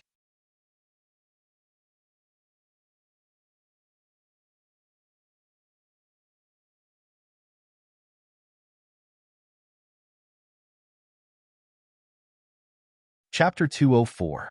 Yu wants to see me play? This was unexpected by Shang Junlin. He brought Xin Yu out of the palace just to take him out to relax. Polo was a very popular sport in Dahuan. It just so happened that there was going to be a polo competition outside the palace. Maybe Xin Yu would like it. It's okay to watch it with Your Majesty. Xin Yu changed his mind when he was about to say it. He was wrong at the beginning. Shang Junlin was the emperor. He joined the army when he was young. He was different from the other princes. When others were eating, drinking, and playing, he killed enemies on the battlefield and fought for a way to survive. He might not know much about polo, a sport that was more for entertainment. If he wants to watch, I can play. Xin Yu held Shang Junlin's hand and shook his head. I thought about it. I still think it's better to watch it with Your Majesty. If Your Majesty plays, I will be the only one watching from the sidelines. Compared to being alone, I want Your Majesty to accompany me. I'll listen to you. After April, the weather became clearer and clearer. In the blink of an eye, it was the day that Shang Junlin planned to leave the palace. This time, the two still kept a low profile and did not bring many people with them. Eunuch Ming packed up everything, changed into casual clothes, and left the palace with them. The carriage traveled all the way, getting further and further away from the palace. Xin Yu opened the curtain and looked outside. The spring sun was bright and beautiful. A breeze blew, bringing a cool breeze. Seeing that the carriage was about to leave the city gate, Xin Yu put down the curtain, sat back, and asked, "Your Majesty wants to take me outside the city?" To Tsangqi Mountain. Because of an accident last year, Yu did not have a good tour. This year, I will make it up to Yu. The carriage traveled for another half an hour and stopped. Eunuch Ming said outside the carriage, "Your Majesty, we have arrived." Xin Yu followed Shang Junlin and got off the carriage. The palace servants quickly arranged everything. The scenery of Tsangqi Mountain was very beautiful. As far as the eye could see, it was lush green with all kinds of flowers blooming. Occasionally, colorful butterflies would fly over and stop on the petals. Beautiful scenery could always make people feel good. Xin Yu was not a person who liked to run around. He could stay in the palace for a long time, but if he could occasionally come out to see the beautiful scenery outside the palace, he would be very happy. "Your Majesty, please accompany me for a walk." Xin Yu and Shang Junlin walked along the path. Shang Junlin chose a place where there were not many people. After walking for a while, the number of people gradually increased. Tsangqi Mountain was quite popular. Every year in spring, many people would come to play. Students gathered by the stream. singing poems and making music. It was a joyous scene.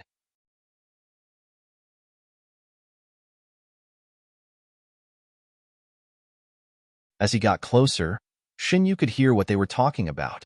Some were praising the beauty of spring, some were talking about the current situation, and some were talking about all kinds of topics.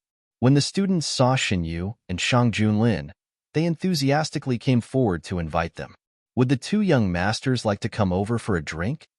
Young master Yu?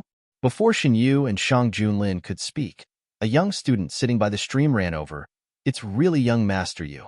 When we parted, my companions and I wanted to invite the two of you to have a chat, but we couldn't find you. Now we meet you. Shinyu looked at the enthusiastic young student and faintly remembered that one time when he and Shang Junlin went out of the palace, they met a few teenagers who were going to take the exam. This student was one of them. Feeling the low pressure from the people around him, Shinyu declined the invitation. The young student felt regretful, but he didn't insist. He cupped his hands and said, "In that case, we will meet again next time." Shinyu pulled Shang Junlin and continued to walk forward. As they walked, he said, "Your Majesty, were you angry just now?" "I'm not." Shinyu stopped, and Shang Junlin also stopped. Shinyu turned to look at Shang Junlin. The man's face was calm. He really didn't look angry, but Shinyu didn't forget that when the student came over to talk, the man's arm on his waist suddenly tightened. "Since your Majesty isn't angry, let's go back and meet with them. It's fate that we met." Shinyu turned around and walked back. His wrist was pulled. Shinyu raised his eyebrows. "Your Majesty?" "I won't allow it." Shang Junlin pursed his lips. "Whatever you wants to do, I will accompany you." Shinyu was just teasing him. He didn't really intend to go back. Hearing this, he stopped walking. "So, anything is okay?" "Anything is okay." Shinyu nodded. He held Shang Junlin's hand and continued to walk forward. The last time he came back, Shinyu didn't have the chance to walk around this place because he was induced to fall ill. This time, since he was here, he must walk around to his heart's content. "Is that the place where the polo match is held?" Shinyu pointed to a place. The terrain there was flat. The horses were walking around leisurely. The people standing at the side were wearing clothes of two different colors. They whispered a few words from time to time. "Yes, the match will start tomorrow morning," Shang Junlin replied. "Are we going to stay here for a night?" "Your Majesty, what about tomorrow's morning court?" "Tomorrow is a break. There's no need to go to court." Since Shang Junlin had dealt with these problems, Shinyu didn't need to worry anymore. After walking for half a day, Shinyu was a little tired. There was still some distance to walk back. Shinyu looked at the sky and pulled Shang Junlin's sleeve. The man stopped. "What's wrong?" "I'm so tired, Your Majesty."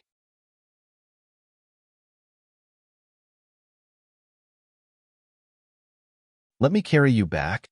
Shang Junlin stretched out his hand. Shinyu hurriedly reached out to stop him. "It's such a long way.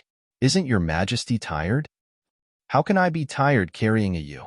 Shang Junlin's tone was calm. Shinyu observed for a while and found that after walking for so long, Shang Junlin's expression was exactly the same as before. There was also no change in his breathing. Unlike him, his breathing was already unstable. "Are you as worried that I will be tired?" Shang Junlin's tone had a hint of a smile. "Even if I carry you and walk for a whole day, I won't be tired." Shinyu subconsciously wanted to refute, but when she thought of a certain person's abnormal stamina, she silently closed her mouth. Shang Junlin didn't allow any explanation and carried Shinyu by her waist. He weighed her and said in a teasing tone, "You can eat more. You're weightless in my arms." Shang Junlin carried her and walked very steadily. The time it took to return was much shorter than before. Shinyu nestled in the man's arms and chatted with him. Towards the end, her voice became softer and softer, almost falling asleep. When Eunuch Meng saw Shang Junlin carrying Shinyu back, he thought that something had happened. He hurriedly went forward. "Your Majesty, Gue Jun." Shinyu was awakened by the movement. She opened her eyes in a daze. "Your Majesty, have we arrived?" "We've arrived." "Put me down." Shinyu struggled to get down. "Don't move." Shang Junlin's arms were very steady. Shinyu struggled for a long time but couldn't get herself out. She had to give up. The palace servants had already prepared dinner. Xinyu washed her face with water and felt much more awake. Sitting next to Shang Junlin, Xinyu massaged the man's arms. "Your Majesty, are your arms sore?" The young man lowered his eyebrows and looked serious. Under the sunset, his body seemed to be covered in a layer of gold. Shang Junlin was about to say something when he paused. "A little. Your Majesty, you insist on being brave." Xinyu complained, but her hands didn't stop moving. Shang Junlin looked at him for a while, and the ink in his eyes became thicker. "Your Majesty, what are you doing?" "Oh." Xinyu's lips were kissed fiercely, and the rest of her words were blocked. She was forced to raise her chin. Her lips and teeth were pried open, and she was forced to endure the storm. The next morning, Xinyu woke up early. After tidying up, she and Shang Junlin went to the venue of the polo match. There were many people who came to watch the polo match. When Xinyu and Shang Junlin arrived, there was already a circle of people around them. Eunuch Meng had greeted them in advance. When he saw the two of them, one of the people in charge came forward. "Please come here." They were arranged to a place with an excellent view. There were small tables with all kinds of snacks and tea. It was specially prepared for people with special identities. They came at the right time.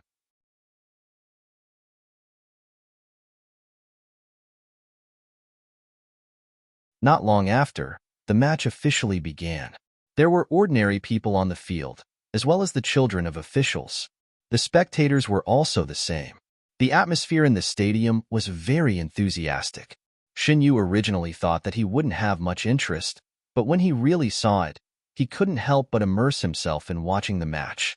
Those who can participate in this match have gone through many rounds of selection.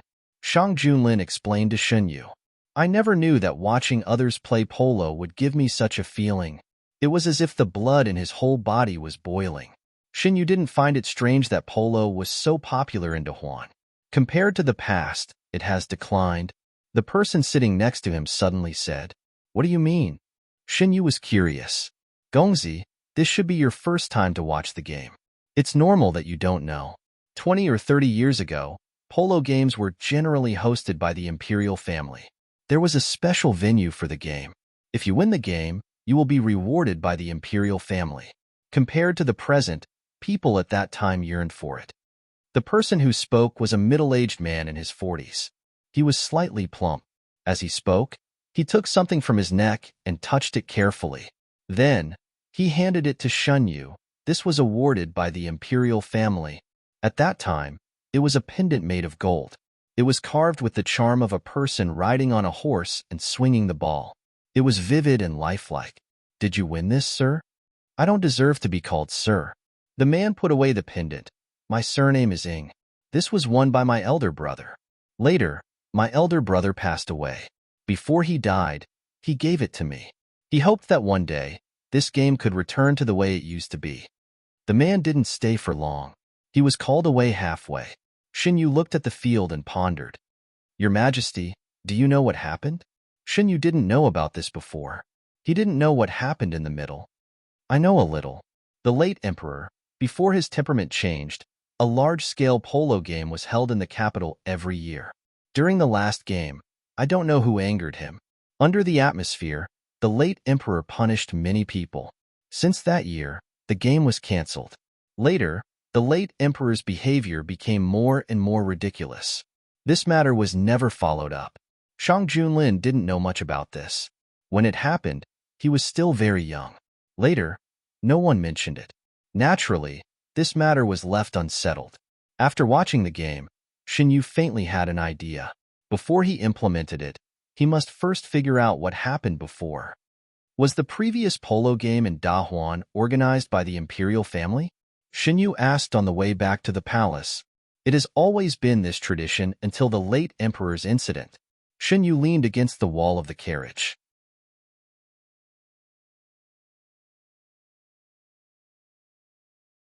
He thought of the scene when he was watching the polo game and rubbed his forehead. "What does you want to do?" "Your Majesty, what do you think about returning the polo game to the way it used to be?" "You wants the imperial family to take over the game again?" "Yes. If you wants to, I naturally won't object. It wasn't a big deal."